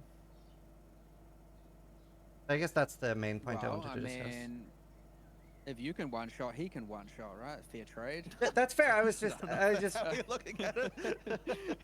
No. I mean, so okay, removing the meteor and the like lane wave ability from him. Do you think his other skills are not in the right spot? Is that what you're saying? So, when you say everything in one shot? What you're saying there is that those are the two skills that are intended to one shot people, right? Yes. So that's the one shots we want. The rest we don't. I think the corridors used to be a problem. I think we've done a really good job with those now, where because they used to be able to sort of spawn where you couldn't get in range sometimes, and the fact that they were one shotting then was a bit of a problem. I think the meteors that are going down, most of the time they can sometimes still be a little bit like bad spawn points on them. I personally am a big fan of like some sort of debuff. So like if you've invested a lot, like say 90 fire rest and you have 5k life, maybe you should be able to tank one meteor, but not two. Like it comes with a big debuff. Something like that. I mean, possibly. I was more thinking outside of those two skills. Do you think he's balanced? Yeah, it's mostly yes. Okay, so if you weren't capable, I guess that's the risk of going full glass cannon anyway. There is, if you weren't capable to kill him before those things happen, then you would have to deal with his other abilities, which would obviously be rough. But okay. I mean, I don't want to say these things are perfect, and we've obviously iterated on them. But however, I do really enjoy doing the fight. Which is why I'm like, I don't know, like, I understand these things are always divisive, but it can be that it's different, like, okay, now that it's, a mid-boss. Well, I agree with Cicerone here. The two parts about the fight that I personally do not like is the fact that the meteors can spawn off screen, so you don't necessarily see exactly where it spawns. And therefore you're running blind, and sometimes you just don't have enough time to get to it. And the second one is that laser through the meteor where you have to like walk in, out, in, out, in. It's like I rather that the laser shot was an ability by itself, and then the meteor was an ability by itself, but the meteors would be a little bit close. They would have a maximum range from each other, right? So you can never have one that's like super far away. It's always somewhat within reach. Um, but another problem with that is looking at it from a solo perspective. If we look at it from a group perspective, the next issue is body blocking, and then you roll into each other and stuff like that. It's just so fucking annoying sometimes. And then you get like caught on somebody if you're trying to sprint or whatever, right? Like those things can be a major issue in that specific fight too. But yeah, I in general enjoy the Orbiter fight in general. It's just those two ports is like my two things that I like the least about the fight, but I do like it. In the quest line, for example, of the end game, I could see a need for some changes for that specific version.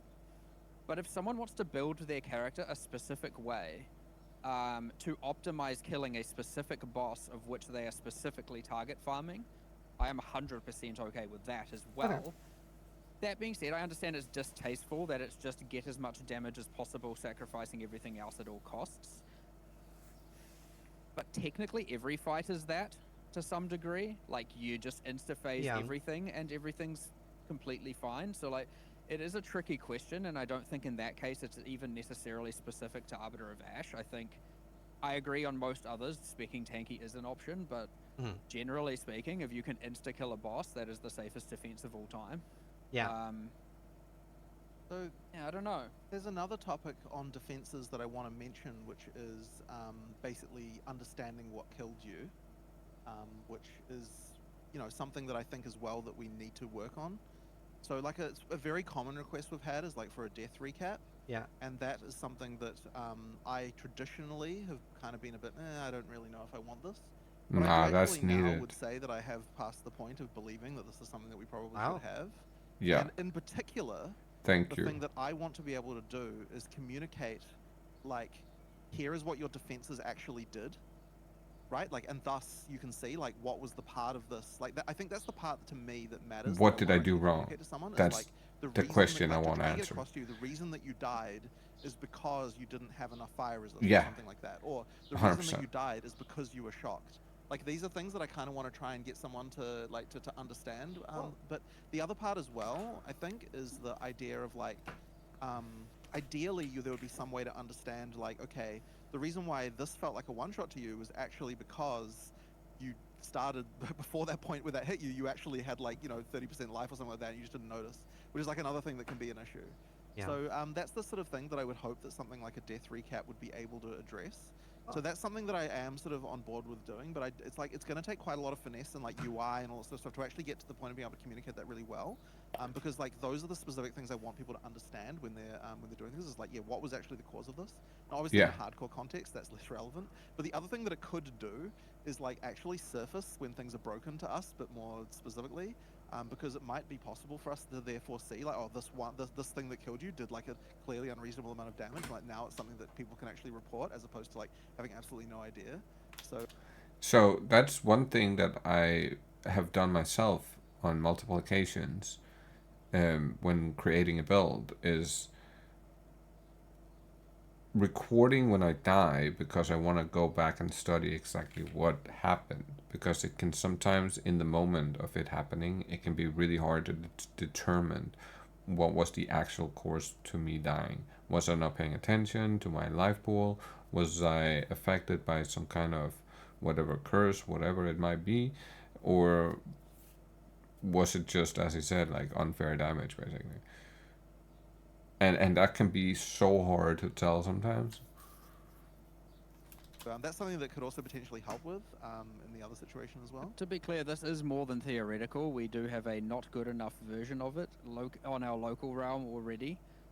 but it is very much not good enough. Yeah. Wow. It's like- I was worried about saying that because it means people are expecting it like next week, which it certainly won't be. But look, I put it this way: I appreciate the need for something like this as a form of like being people be able to understand, like especially like what were my defenses even doing in this situation.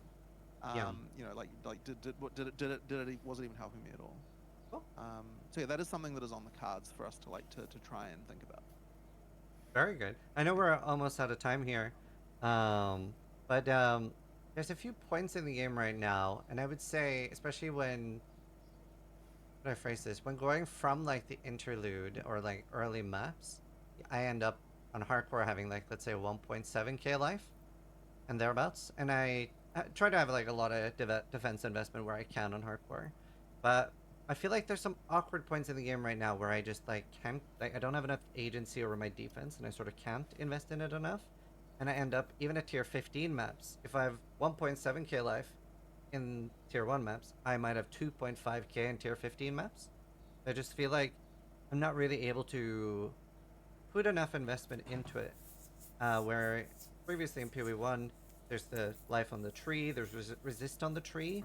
We don't have anything to like patch it up, so to speak. We don't have that like intermittent defense, which usually for the end game, very often I obviously go energy shield. Energy shield's still very strong, but there's like that awkward stage where I don't have enough control over my defense. And you reckon that that's kind of like mid maps? That's the kind of like I'd say like what you're saying just then? early maps. I think energy maps? shield defense is in a really good spot. I have a lot of like whether I want to go evasion ES, block ES, or just stack really, really high ES. Like energy shield is obviously very strong. But for life, there are builds, by the way, that are really good as life stackers and stuff. But I just feel like there's quite a few builds that I've just been unsure what to do. Even on my minion summoner, until I found refutation, I was in a little bit of an awkward stage, and I was like, what do I do now? I actually think that it kicks in earlier as well, by the way. I think that the late campaign suffers from this problem as You're well, probably right. where the average value of your item obviously goes up to the point you get more rares, you get more mods, you end up with like a decent amount of resistances, and now you get that thing where I have to trade off my resistances. Like I've seen 70 rare body armors or something by some point. That number is not accurate. And I found the best one, and now every single one has to compete with the best sample size of all of those. And so I do think even late campaign, you can craft to solve your defenses, but then you're costing life and resistances, and you get this thing where you can't. It really becomes really, really difficult to make the trade-off.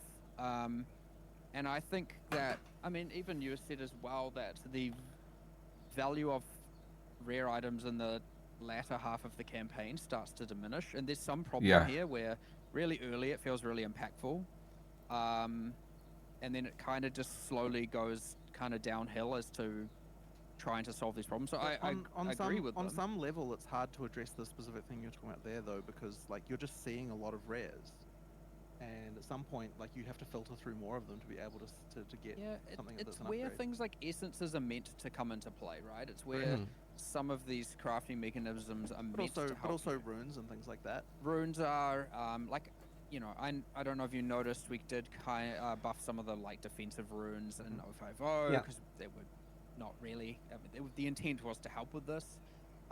Maybe it didn't go quite far enough. Maybe we need more avenues. Again, as I said, some of the essences. I mean, overall, essences can be quite useful, but I would say some of them don't hit the mark, especially as their usefulness when they should.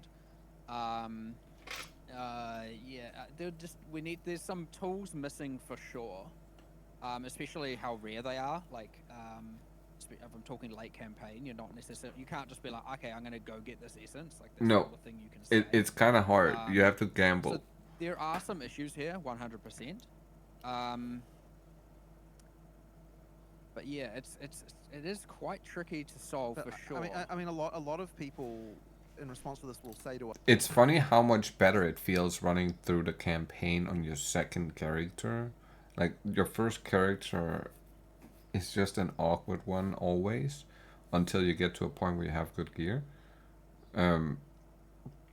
But doing your second character 9 out of 10 times feels just a lot smoother going through it because you can gamble a little bit more on some low tier bases. You have a little bit of Exalt to play with. You have a little bit of stuff to do, some better upgrades with, and you have already found some stuff throughout your first campaign run. And if you put that aside, and you have like bits and pieces you can actively replace other stuff with to help you go through it on at a smoother level, right? It's just, I feel like it's so much nicer running through the campaign on your secondary characters compared to the first one. Like, just night and day difference. And this is a really common thing, of you should just put life back on the tree. And the reason why we don't want to do that is just because we're really critically afraid of getting to a situation that we had in PoE1, where if you don't know to allocate life on the tree, you are just screwed. Like, there is no possibility that, you know, that you can survive. And like, that's always been our concern. We just don't want to get back to that situation again of like, you just have to know to do that. And I do think that in that regard, like, PoE2 does like have the situation where you can be you can take the tree a little bit more face value. Like, you don't have to specifically know exactly what to do, and still be successful. Now, obviously, there is, like, you know, like you need stuff where, you know, you've got builds that are good, and people do, you know, like, have their build files and tell each other how to do things. And that's obviously still important. There's still a lot going on there. Like, I wouldn't say that we've gone to the point where that's not required. We're far from that. Yeah. But I do think that just like the ability to just like get through the campaign without like by taking the tree at face value is something important. And the worry is that if life is on the tree, we have to balance for life being on the tree. Now you must allocate life on the tree, and now like you've just got this noob trap that you can fall into. So the hope is that we can solve it without having to resort to that. Well, I do have a counter question there. Like, obviously, Energy Shield is on the tree, which is what makes a lot of us pivot into Energy Shield. But Sure. even if it's not meant that you're take life on the tree, you are meant to take defense on the tree, right? Like, you're always supposed to make a And balanced character. I guess the assumption there is that taking defenses in general is more obvious to a player than what taking the right ratio of life and other defensive stuff was, I suppose. Like, so yeah, I mean, I guess that's the theory of this. Right. It's honestly, it's slightly hard for me to explain the difference, because it is quite similar. I agree. And ES being most comparable to life, it's like, seems like, well, yeah, you know, you just take ES nodes, right? I mean, it's sort of similar, but somehow like there is some kind of difference there. I feel like we've talked about this one before. I mean, it comes up a bunch, but like, yeah. I still believe that the fundamental problem that's causing this is on the itemization level. Right. And so I want to fix that first before adding in alternate ways to potentially mitigate. I mean, yes, having a bunch of life on the tree will have to change the balance of the game. It will, and it won't. That will then punish people one way or the other.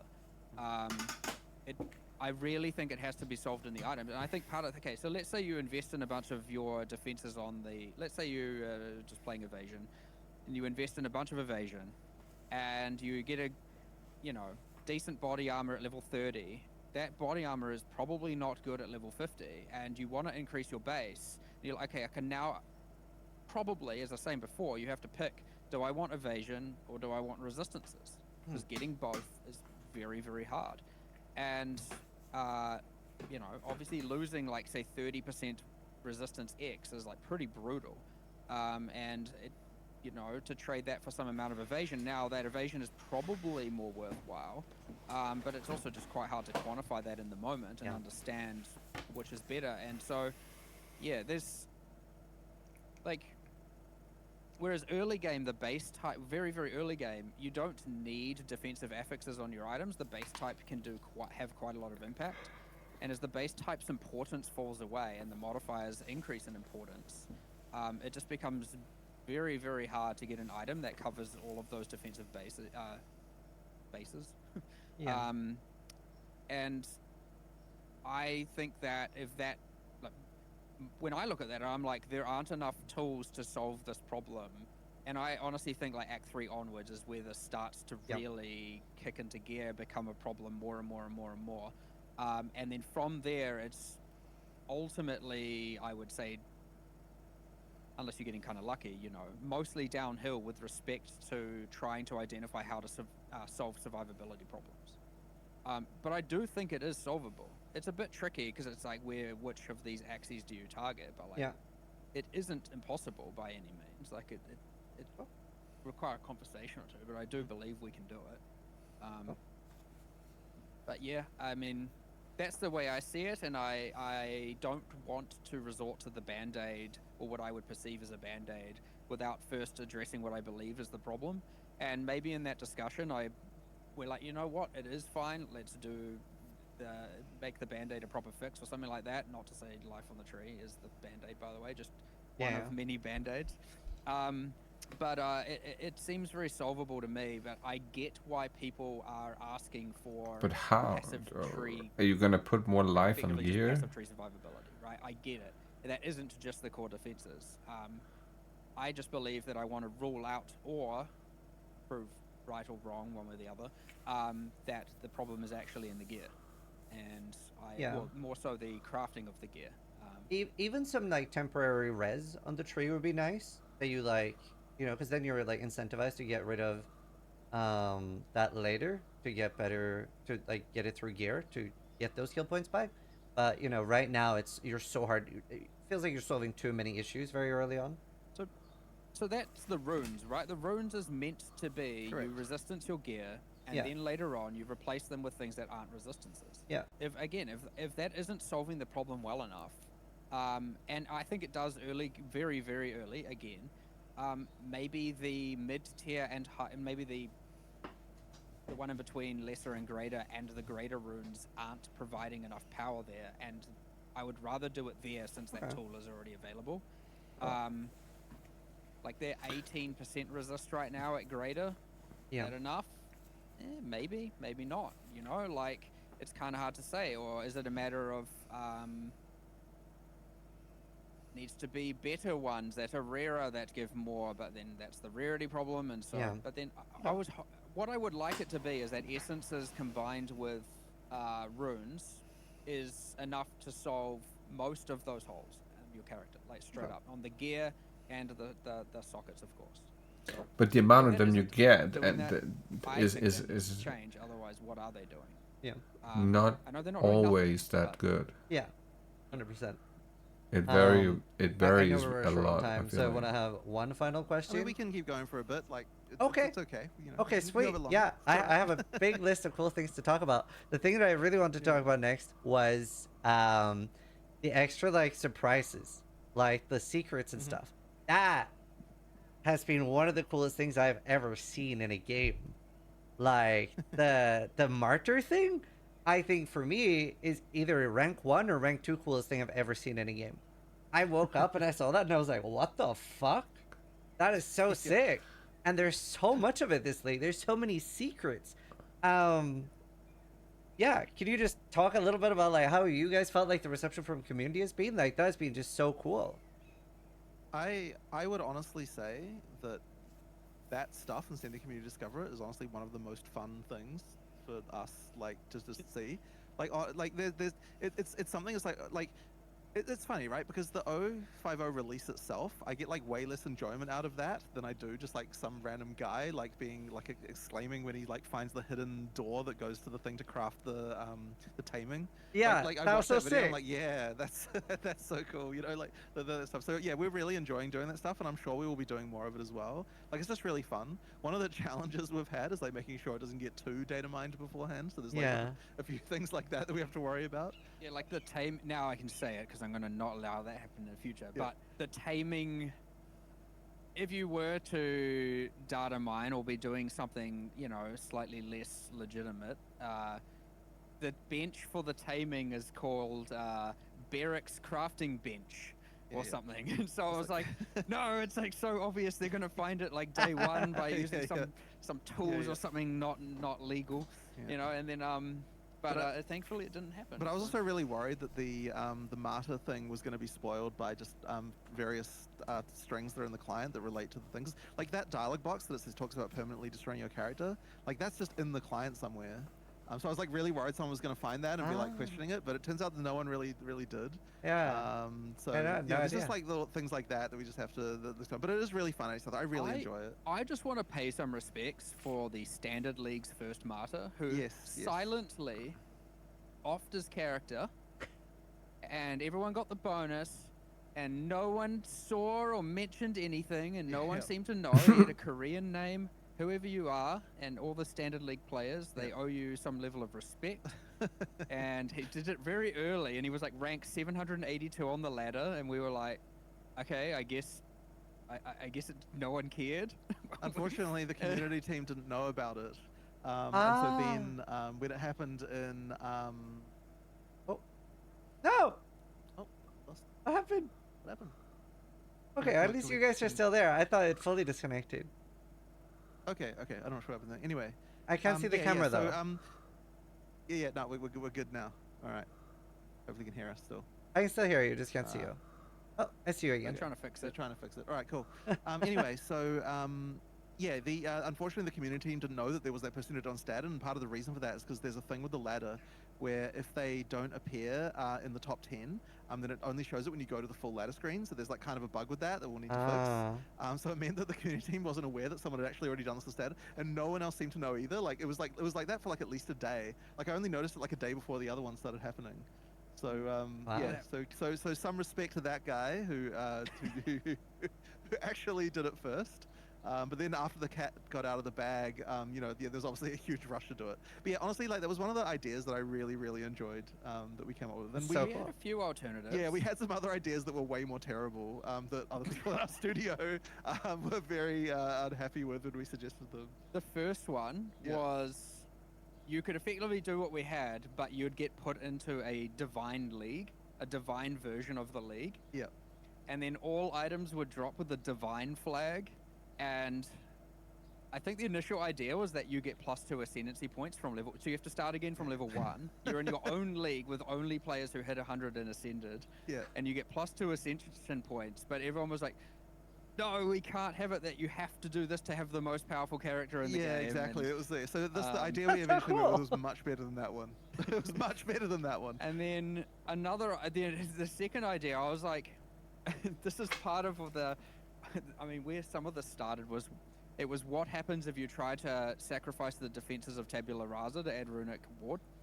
And it was like, well, what if it just like, and then I was like, okay, then if you equip it, then you get to synthesis like there's nowhere. Like, I don't know. We went on some down some deep hole, but that eventually translated back to it'd be nice if the first edict actually did something, you know. So there's still one secret I believe that no one's got yet, and I think that might be because there was something broken about it initially. Oh. Has that been sorted yet? All the attainable ones that I'm aware of. Okay, but I think there was one that's broken. I forgot about a lot of them, and then the community discovered it. I'm like, oh yeah, we did that. What the heck? So I honestly don't know anymore. I think there is one that maybe is broken currently that we still need to fix, and maybe that's there is one that isn't working properly yet. Right. Okay. Yeah. So there's still one more, but we won't tell you guys when we patch it in. So I had a question about secrets. Am I remembering right that there was? I can't remember if it was one of you guys or Chris that talked about this back in the day. I think it's sick. Was there a lost PoE1 secret that you guys weren't sure if got discovered or not? So I was wondering, have you guys written down all the new secrets just to make sure? I honestly, we haven't. Like it's possible that we would just forget about something and not know about it anymore. But honestly, there's so much random stuff left in just sitting in our data files that it's like there's a shocking amount of stuff that is incomplete or intended to be resurrected or things that people can't remember anymore and that kind of thing. So, you have enough developers and enough years of development, and you'll get all sorts of stuff like that. Well, it's cool though. It's honestly some of the most fun. Like every day, I was like /ladder. Someone 100 yet? I want them to discover this. Yeah. Hurry up. I was like, wow, why are they not at level 100 yet? It's very cool. I liked it a lot. Yeah. Another thing I was curious about, like, obviously we're getting to more of like a biome feeling now. Like the world feels a lot more alive. It's a lot more like fun to engage with and discover things. How do I phrase this? Do you think you'd ever do like randomized events or even like events that are temporary? Like that's not something we've really ever seen before. We're interested. We've discussed stuff like this. Like the Atlas certainly being like a space like that does open up us up to the idea that we could do kind of more things along those lines. Yeah, maybe. That would be so sick. Like a obviously I don't have Christmas anything like that event yet, but, where it's all I think that- snowy. I and- think we should probably be doing some things like that in the future. We just, there's, I mean, it's an inevitability. Like, come on, it'll happen. And- It's just what form it takes and all of that. I just, we'll have to And see. but I think it would be cool to do something like that. same with like I want to use Abyss here as an example because I thought that looked so cool, with like the Quest Abyss thing, and right now when you're putting down the breach thing and the ritual thing, you have to like stamp it in a certain location. Do you think you'd ever do something like that? You just see like a huge Abyss biome, and you go like a streamer will go like, look at this Abyss biome, right? It's like 40 maps wide. Like a little bit of that like discovery feeling. Is that like something you'd like the idea of? Yeah, I mean, I actually had wanted to put abysses like there was originally supposed to be more than just the quest abyss there. There was supposed to be other ones that you would find just as you're exploring in the infinite. But we just didn't get time to quite implement that. But that's something that we'll probably will do. Like it needs So cool. it should have that because all of the other leagues do have Atlas mechanics, so we do want to do stuff like that. Yeah, like a giant fissure opening up, like in the world near where you're mapping, is like quite a cool, it's quite a cool thing. to fantasize. Like, whoa, what the hell? I want to go there, and so, I mean, and it's not that hard, but it just didn't quite make the cut. So, hopefully next. Speaking of fissure five. opening, But in general though, Yeah. we do want to make sure that there are Atlas mechanics for all the leagues we do going forward. Like we just like the Atlas is part of the thing. Like having things that can happen on the Atlas is definitely a really cool part of league. So we'll be doing more of that. yeah, no, I gotta say, in the start, I was not the biggest fan of the Open Atlas, and now I'm like, I don't actually not sure what day it is right now because I've been just slamming like 18, 19 hours a day. So yeah, it's great. Let's see. How do you feel about the current state of like found versus crafted gear? I know we have like the tiered loot as well. We don't really have like drop only modifiers at the moment, not much at least. I guess this is always a constant back and forth battle with crafted versus drop because Yeah. like there's one of those things where like if drop stuff is better than crafted, then people will say like crafting sucks, you need to improve crafting, and then the other can go the other way around as well. We're definitely we tilted the balance back a little bit to drop again this one because by nerfing the drop rate of perfect currency. So like that was a part of the intention of like trying to get that back a little bit, especially in the kind of mid-end game. So the hope is that we've like restored some of the balance a bit, but it's like a constant battle. I know that it's interesting though because we were talking about this and I was kind of asserting that like, oh, the tiered mod stuff should be good, and you were kind of doubting that for a while. But then recently you did some experiments and found that maybe they are better than what you'd given them credit for. The way that some of us are currently playing the league, so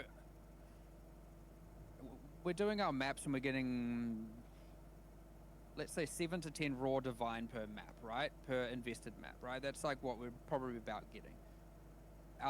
Of just currency drops, right? Of just actual, This is using your patented juicing strategy, fungibles right? on the ground. Yeah, I mean, sometimes more. Yep. Okay. Sometimes a bit less.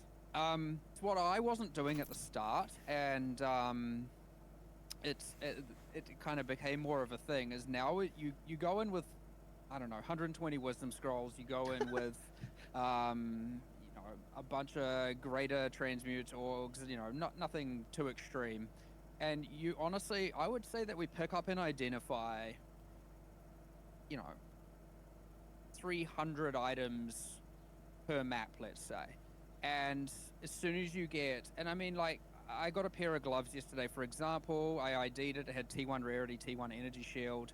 And then you do like 3 crafting operations on it, which you can just do in the map. You can just do 1 or 2 of them, and if you don't land, you just throw it on the floor. And then it often involves, essencing in some contexts. You have, even if it's just like double exaltations, you have, and then you go and desecrate it, and so you don't have to use ancients every time. And then like that pair of gloves is, 45 to 60 divines now, give or take. And it's not like I landed full T1s, it's just that like, good ES gloves are expensive right now. And so you filter for the right base types and the right tiers, you get a lot of them, you just craft them live in the map. You can go dump tab them and do it all later, but like whatever, we're just doing it as we go. And honestly, I would say you can easily take another like 30 plus divine out of the map just worth of gear, just picking up anything that's T2 to T5 of the right base types of the meta build characters. And so sure, like things like talismans aren't worth a hell of a lot right now, but like spears, quarterstaffs, you know, obliterator bows, you know, all these things, right? You just pick them up, craft them live. It's a bit to get your head around. Like, you know, even a couple of the guys in the office were like, I was like, what would you do to this? And they're like, do this, then this, then this, then this. I'm like, oh Jesus, okay, I didn't even think of that. So like, yeah, you even even then you get your head around it. But like, honestly, you can like 10x your value you're taking out of the map by just picking up all the tiered gear if you want. Now, yeah, that takes a bit of time. You could also just pick it all up, stash it. You can just leave and come back as many times as you want, right? Chuck it all in there and then just do a whole big identifying crafting spree later if you want. But like, I was like, tiered gear sucks, and then now I'm playing and I'm like, holy shit, how is anyone not doing this? And it's honestly crazy. It's That's what I'm doing personally. I'm picking up all the tier there gear, for sure, where like putting it aside, currency is so crafting easy to whatever's know good. that it's valuable, and so it's just an easier time to just like pick up all the currency and assume that the gear is crap. But there is definitely some value there if you know what to look for, but it is a much more complicated process, and I can certainly see why people are less keen to engage with that. So it's like, when you look at it from that perspective, saying that like that crafting is better than picking up gear is like, well, certainly crafting is like picking up gear and understanding what's valuable and so on is just a much more complicated way to go about your life. So like, it's just that there's certain, like, I think it would take a lot to make it so that the overall perception is that ground loot is better, because of the fact that it has such a higher like skill ceiling in order to require to know what actually to find. And so that's like the challenge that you have of like trying to shift that perception. But I mean, even just finding the right item with the right mod, and like fracturing orbs are quite valuable, affordable this league. Just go and drop a fracture, and if you happen to fracture the right mod, then, you know, You get a pair of seconds boots and 20x fracture your, 30 or or 35 movement speed on them. the actual value of the item. I've seen a lot of that. I mean, that's something I've actually seen coming from the Breach tree, the Genesis tree as well, is you're getting base types. If you get the right base type with the right T1 affix, if you, and the rest of the item is terrible, the value of the item, like, I mean, I've seen items 10 divine plus, and it's just a base type with one mod, and not even a rare mod at that, just for fracturing. And then obviously people like, you want 3 mods with 1 desecrated mod, and then you have, you know, you'll try and fracture that, and if it fails, you can probably just throw it on the floor, but like, whatever. Or just slam it and hope for the best. But like, even that gets you so much value. I've actually been like quite impressed how much of the different content with its different axes has different ways of making money. It's been quite, like, okay, like Abyss, right? You've got the freaking not that it's enjoyable, and I am improving that mod. That's the darkness light catastrophe. Oh right. But you can farm like so the pinnacle boss of Abyss not really worth that much, but the farming those omens is worth a ton. Breach, there's so much from the tree that's worth a lot. The thing in itself is valuable. You know, even through to the right grasping males and whatnot. You have Ritual, obviously, right? Infinite shopping for Headhunter Mage Blood. Sorry, not infinite. You have, I don't like talking about the Temple, but the Temple has its good perks. The Temple, by the way, I know we nerfed it recently and there was a bit of a like, yay, let's not have that again. The Temple ruined Christmas for me. Like, I don't want another It's still bad though. Freaking, that Temple destroyed me. I have bad news. Anyway, that's random. I think people have broken the temple again. Oh shit. He's snitching. Good, but it doesn't seem that out of control. What we've been looking at doesn't seem that out of control. What? How recent is this news? I think it's rank 30 right now of the most like the average value of the rewards coming from a temple is 30th on the ranking of of different strategies. So, and yes, we're looking at that. However, it doesn't require any monetary investment, so it's being it being good is okay, but it being the best is definitely not okay. It is the best. Yeah. But like, either I'm not way, sure there's how just good it even is. It's just that's something I've seen a lot in my chat today. Someone was like, at least 10 different people were like, ... the economy is going to be ruined again. People are templing, and it was something new today. We can look at that again, but I have a feeling it's not nearly on the same level as what we've like, not even in the same universe as what was the thing. Yeah. before. Just wanted to make look, sure to we- bring it we up. We now, because of this bloody temple, have way more active stats for checking Yeah. how many items of whatnot are dropping in certain instances and all of this. And I swear, if the temple's #1 on that list again, I've already had one Christmas ruined by this. I don't want. But yeah, like one of the explicit goals we had at the start of 050 was make it so that all leagues have stuff that is valuable, that like is a reason to farm them and like to actually keep going. Because I feel like the state we're in before, there just wasn't that sort of compelling reason to do all the leagues. So getting to the point where that's like the case is definitely something that we really wanted, and I think that we have mostly kind of gotten there. Like it's pretty good now. Yeah. What is that a temple? Zoom in on that. Well, sorry, we're being shown a. From chat? Okay, so all right. This is okay. We have been told that there's a T1 issue with It the says temple. Temple shenanigans T1 issue after interview. So apparently, yeah, we've been whispered in the capital air. letters. Yeah, is yeah. The message we just. Right. Okay. Cool. So, yeah. We'll look into that right after. It this. was just when you Trust me, brought up I've- that your Christmas was ruined, I was like, there's something you should know. Okay. I have no more. No, that's got a bit crazy. I have the amount of joy I can get out of just going and obliterating the temple right now. Trust me, and I don't care if it's a mid-league nerf. I've lost all sympathy for that bloody temple and everyone running it Okay. for now. I'm being extreme. Like obviously, I'm not. I don't want to actually just make it bad, but like you know, it's left some trauma. Okay. All right. Bubgun is begging. Cool. But yeah. Early on, when it was the strategy, like recently, I was like, honestly, if that temple's the strategy again, I'm not playing this league. I was just like, I'm done. We have to solve this. And I think a lot of people share that. I think that just spending an entire another league doing the exact same kind of temple thing as last league is a thing that would immediately turn off so many people from wanting to actually play. And it's that thing where it's like, oh, well, just don't do it if you don't enjoy it. Well, you know how it is. If something is economically that advantageous, you kind of have to, right? Like, so, yes, it is not a good thing if the temple just ends up being supreme. But like, anyway, it sounds like it's something I'm immediately going to. As soon as this ends, I'm gonna run, jog, walk fast, and we'll go figure it out. So, Awesome. if there is something, don't get too attached to it. Awesome. Good to hear it. Another thing that was new with PO2 in general, we're seeing more and more cinematics. Is one of my favorite things. I love it. Even like the start of the bosses with the new Arbiter of Divinity and stuff. We're seeing more cinematics there. Yeah, is that just it's going to be a trend moving forward? With like, should we expect more cinematics? We're definitely going to do some more. Like 1.0 in particular, there are some cool things. But I don't know that it's going to be like, I wouldn't expect like every pinnacle boss going forward is going to always have one in this kind of thing. Like it's not going to be like that common, but yeah, like, I mean, it's definitely like 1.0 needs to have some cool shit. So, you know, there'll be some stuff. Well, I certainly wouldn't want to add more if before we first implement the capability to also like skip them, like, you know, things like that. So Right.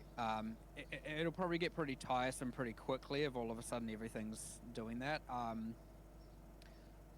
You know, especially when you lose control of your character entirely. Yeah. Like, you know, the start of the Tangmazu fight is, you know, has a bit of a story moment, but I wouldn't say it's a cinematic. Whereas, like, the Arbiter of Divinity actually like seizes control of your, you know, you can't move, your cameras gets hijacked. So that kind of thing where we actually seize control and hijack your camera, we'd want to implement a level of skippability for sure. But yeah, you know, and Actually- then there's the actual like player video style thing, like the Fortress Rising, Yeah. you know, which is currently skippable. But that's cinematic. actual cinematic, where then we have in-game cinematic, where then we have also just narrative moments. Yeah. I would want to make sure that the in-game cinematic parts get skippable before we're doing too many more of those, and it starts to get annoying. Speaking of skippable, I was curious about this. For those of us that are going to be playing for thousands and thousands of hours, would you ever do like a UI option button, which is basically roleplay skip? Because these are like really cool the first 20, 50, 200 times, but after thousands of hours, like there are a few things like throwing an abyss item down the well and stuff like that. Like they do get very long eventually, and they will start adding up, I think. They're very cool. I do like them a lot. I can see effort. Thousand hours. I'd need to think very carefully about how to do something like that. I do appreciate what you're saying, Yeah. but it's like, so here's my worry, right? Let's say you added an option in the options menu of just skip all of that stuff. You're going to turn that on and you're never going to turn it off. And so then when we make a new league, I'd definitely turn it off for new stuff. You know what I mean? Sure, but I think a lot of people just wouldn't, and like, you know, they wouldn't think about it and that kind of thing. And that's just one of those things. And so it's like, why? Like, I'd like to solve this problem in a way where it's not. Could it always work the first time? Compromise that first time experience. Well, maybe it's like, I mean, I just have to think about that like a little bit. Like, there's slightly more to it. Yeah, because I think just one time is also maybe not quite right either. Like, there's something. Even resetting it once a league, here. like every new league, you have to see all them again. I get what you're saying. Like, yeah.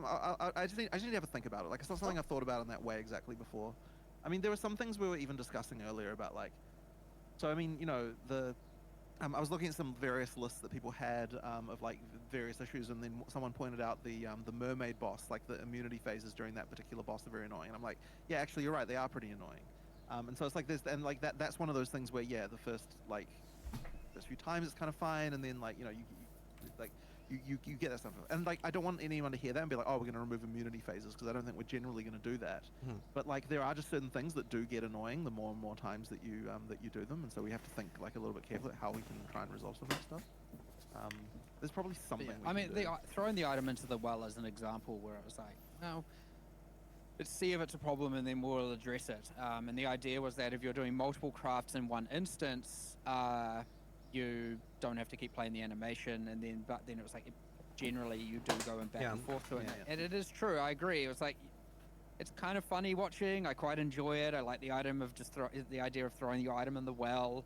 But then, yeah, I get it. After many times, you're just kind of like, oh, just hurry up, you know.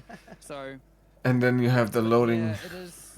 Then you have the loading issue where the fucking loading screen takes 10 minutes to load, and then you start losing your mind because you have to go back and forth between your hideout and doing maps and then crafting something, or you have to prepare a bunch of shit and then do it all at once, right? Like, it's just, instead of just like it is in PoE 1, you click the item, you see it reveals the mod.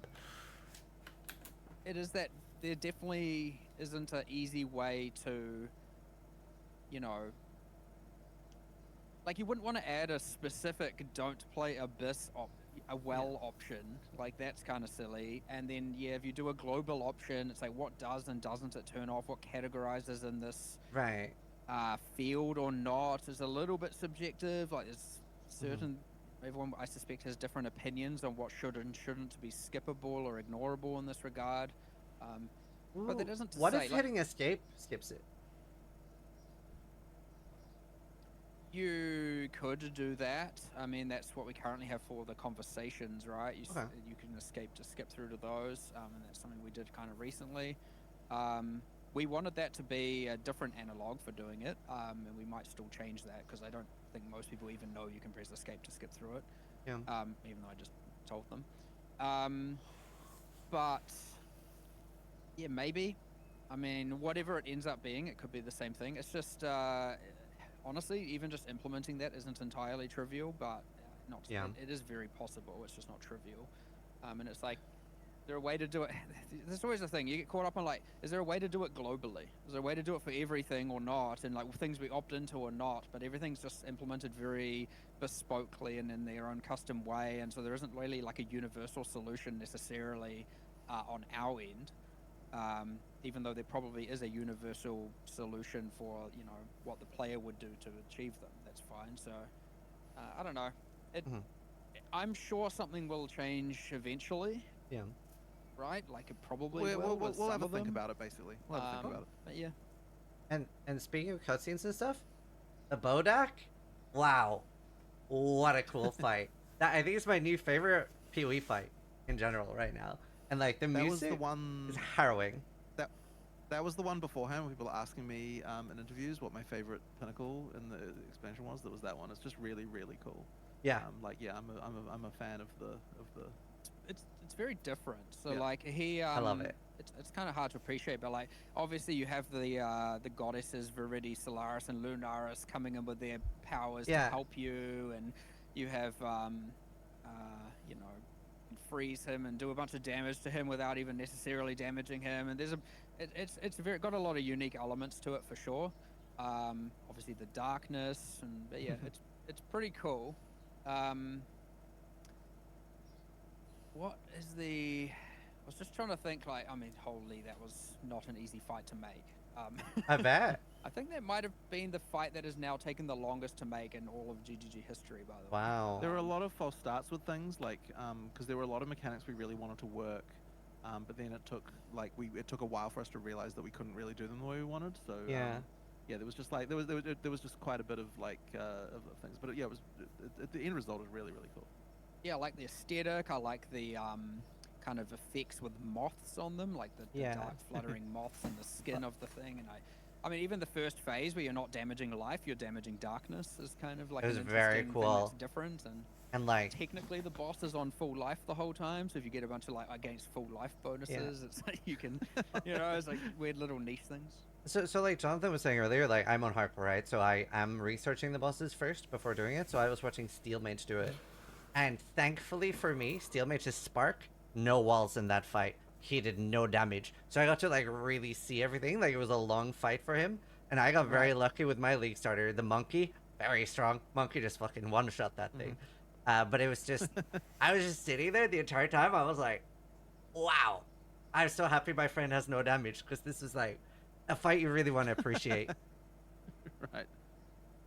Like, It's cool. Even when you go into the fight, I love the cool ways to initiate fights as well. It's just a cool moment where like the prison, that kind of glass obsidian prison underneath you shatters and you just fall into his domain is like a kind of cool thing as well. I love that stuff a lot. same. It was very, very cool. One thing I promised to bring up about the Atlas screen. Obviously, the Atlas is like, for some lower end PCs, like very graphically intensive. Would you ever consider a more barebone Atlas screen or something like quite a lot of lower end PCs asked for?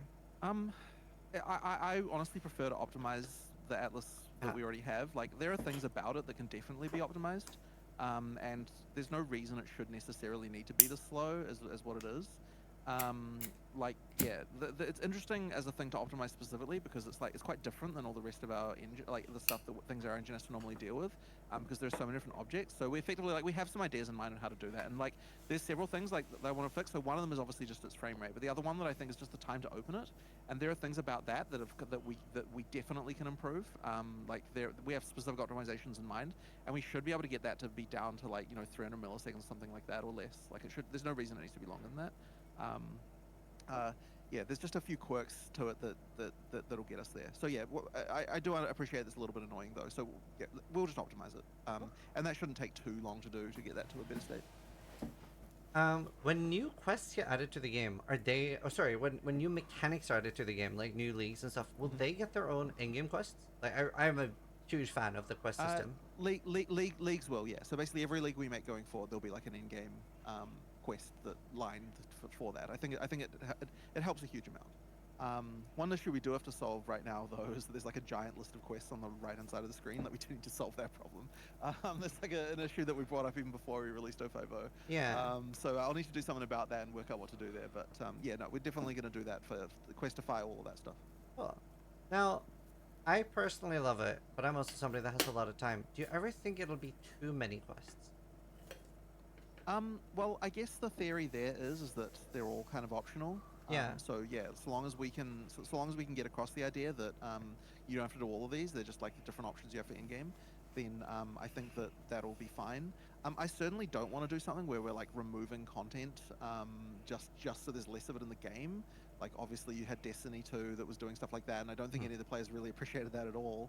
You know, that's one of those things where like I think that's a really bad idea. So yeah, at the end of the day, there's just gonna over time there's just gonna be more and more things like that, and just the hope is effectively make it so that it's not kind of bothering anyone for it to exist, and like you know you just effectively you move it so to the point where the intro to the quest line just like maybe moves out a little bit so it happens a little bit later, and then you know that's the kind of thing that we can do to kind of streamline that. But I'm very curious to see what people are going to do on sequential leagues for sure, as to whether or not, or how many people embrace the I want to complete everything, you know, psychology versus the nah, I'm gonna do this league, and I'm just, that's it. They do those. You do the fortress, you do say Delirium, you do Temple. I don't, we'll see, and then you know, you just move on.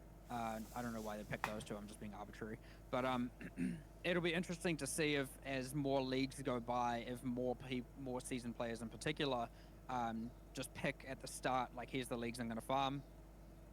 You know, solely once they've figured it out based on patch notes as well, they're like, this is my in-game strat, and then they just do that. And I guess if they change their mind mid-league, they can always just do that, right? They can go and do the quest line, finish it, and then do a new strategy. But instead of having to do everything all at once, they just pick their battle and go and just farm that as long as they want, and then go and change strategy. That is the hope of what people do, instead of I have to do everything every league and it's getting tiresome. Because that is the worry, right? Is that if, you know, if it gets perceived as, in order to even start the end game, you know how these things go, I have to first, as in the peak rewards end game, I have to first go and do all of these quests and all of these maps, and it's hundreds of hours or dozens of hours, and then I can start the end game. If that becomes the wider perception, that is going to get more and more tiresome per league, and it then means the longevity of this, you know, might not be as, you know, good as we hoped. So now there are ways to adapt to that, and you know, we've done some of that already. The whole just killing pinnacles gives you points for them, and so on and so forth. That's quite nice. But you still got to do the quest in order to then get to do that, and then maybe there are more changes, but like it's honestly a thing being played once, twice, 3 times is very different to it being played 15 times, and we're obviously going to do leagues. I'm stupid. For as long as we can, you know what I mean? So we'll have to just see, but I can see this. It's one of those like, it's probably going to be a problem after 2.5 years or something, you know? But so hopefully we don't have to worry about it for a while, but you'll probably get a growing number of players per league reset who are like, there's too much to do now. And it's an interesting problem to have. But I don't know, I'm hoping the optionality of it will salvage that for as long as possible. Yeah, that's right. Awesome. No, I mean, I love it. It's like, it me takes too. care of the whole like feeling lost problem for me to have, so it's really enjoyed it. There's also like, we're seeing more and more items, like unique items with skills being added. What are some of the obstacles on your end when adding something, but still like trying to make sure that it has a place in the game, that it like fits in? Well, so the skills on unique things, certainly something that like we now see is pretty important for like unique design going forward, and I guess it's sort of filling in the sort of similar design space as what we were like previously. I think a lot of the stuff that we would previously do with what the heck were they called in PoE 1? Is it transfigured, right? Transfigured, James. Transfigured skills, yes, I can always forget the names. The transfigured skills, so it's kind of a similar thing like that. Like we'll probably do a lot more uniques that have like effectively just variants on existing ones and things like that, and going like that. So like I guess the thing there is just like all of this new unique stuff that we're doing there is kind of happening at the end of the game, but we need to get more of that stuff into the earlier part of the game. That's kind of like the really our current our current goal is like try to have that more, and then when transfigured skills was like, you know, and that balance are kind of more available earlier, it'll mean then that more people will be able to build things around those uniques like earlier in the character's lifetime. Like if you can get it like level 40, like a thing that might define your build, like, you know, like you make a build around it at that kind of level, that's the kind of thing that's going to improve, you know, like make that stuff fit in a little bit better. So that's kind of what we're hoping to achieve, is like something more like that feel with regard to the uniques and the skills on them. Yeah. Yeah. Well, I was just gonna selfishly. Oh, sorry. I was just gonna No, you go, you go, you selfishly go. ask real quick. Would you ever consider letting us right-click a gem? Like, for example, I really want to. I always forget the name of it. It's almost like Peritify. It's the new wisp bow from. It has like the wisps that like I are. know the I know the bow. I don't remember the name. 'Cause Yeah. It had internally it was called like Periphery. or something. It's called Periphery. Periphery. I can't yes, use that's that right. until 84, and I was sitting there right. thinking, I wish I could right-click a level 7 gem or 10 gem and make it at least temporarily lower level, so that I could use it while earlier, like you were saying. I definitely understand that. I definitely understand the desire for that, but I guess there's a worry that you like. It's like what you're almost asking for the reverse of what we just did, like down. Yeah. Which, by the way, that was great too. I love that part too. Yeah. But yeah, like no, like it is a concern. But I think part of the reason why you feel that way is just because there aren't enough uniques like that earlier in the game. It's like if there was like a suite of uniques that all had like interesting skills and stuff all through the game, then the desire to down level the coolest ones that are all currently at the end would like be less large. Yeah. And it's like that's just a matter of just fixing all of those mid tier ones and getting them better. And it's like that is going to be a huge focus now, is like improving that kind of thing. I don't think I'm inherently against being able to lower the level of those as well, though. Personally, it's just finding the right analog to do so. We had actually intended for something like that when we had one of the crafting bench systems that we dropped in Runes of Eldur. It initially had secret end game recipes you could discover to be able to set the level of inherent skills on items to be lower levels. But that whole crafting bench got obliterated because it was kind of bad in the end. It was just like doing. It's like the essences and runes and stuff were already kind of doing the same thing, and it was like just a third way of doing that, and it wasn't really necessary. So I suppose there would be nothing technically stopping us making it so the existing unique crafting bench could actually, on high level uniques, could make them go lower in damage with lower base levels. That fixed life spray again. Theoretically do that. It'd be kind of funny, but it's a bit unintuitive if you're a player that you would do it to. Yeah. I mean, I guess what I'm getting at is it was very close to being a thing, so it's probably not gonna not be a thing forever. So, we'll just see. I don't want to. It definitely needs to be a thing where we don't then go and add, like it's either a custom recipe or on a bench. It's not like we add. It's actually a little bit hard through the uncut, but it's not. I guess it wouldn't be impossible. But you know. We were going to, like, we have the one that can upgrade the level. The fluxes. Whatever it's called. We were like, we don't want to do one that also. We don't want to have like 20 currency items where it's just like a bunch of item bloat for like being able to set it to a bunch of lower levels necessarily, and so. Right. Either way, it will come. Like I'm almost certain of it. I just don't want it to be ultra common as well. Like it's obviously a more of a re-rolling thing. Yeah. And so, but it's kind of fine. Nice. As a final question, you guys talked a little bit about I believe you talked about a reset league at some point, right? Like some sort of event. Anything more you can tease about that? Not really. I mean, we'll probably say it as much as we can say for now, but yeah, it will happen. We don't have an exact timeline, but yeah, it'll definitely be happening. And yeah, there'll be a lot of other just like balance changes and other things going on there as well as I'm sure we'll manage to sneak in some content as well. So you know. We'll see how we go, but yeah, it's we definitely need to be able to do a couple more resets before we get to 1.0, just to you know to do more balance iteration. And like in the background, the balance iteration I think is going pretty well. I mean, you pasted me that list of like what the DPS on all of the highest level characters was compared to the kind of ridiculous outliers we had before, and I think a lot of the outliers are getting sorted. Like the balance is slowly improving as a thing going on in the background, so that's been helping a lot too. Yeah, we are getting there. It's just like there's this kind of uphill battle to it where it's like one step forwards. I wouldn't say 2 steps back. It's like that's like 3 steps forward, 1 step back. Every Or 3, 2. You know, it's like we do all these things and then we add all this new content and then that creates another. You know, we like fix 20 problems and then we add all the new content and that adds like 10 to 15 problems and we have to fix those problems and it's like this. You know, it feels like a unwinnable battle sometimes, but it is. We are making progress. Like I did look at things and I was like, you know, we are getting there. We just have to keep going, and we'll eventually minimize the amount of problems and bring up the bottom. You know, like I've made sure to take. I know there are snapshots on Ninja, but I've also made sure to take a bunch of screenshots of like very early in the league, what people are playing and not, and obviously that's the top 120,000 characters or whatever. So it doesn't represent everyone, but then we also get stats on our side, and we kind of match them up. And so I'm always keep an eye on like what's not being played, and it comes back to Acolyte being consistently low. This league you've got Pathfinder, you've got what else is down there? There's all the 1% or less classes that people just aren't playing, and even Chronomancer, even though we just did some changes to it.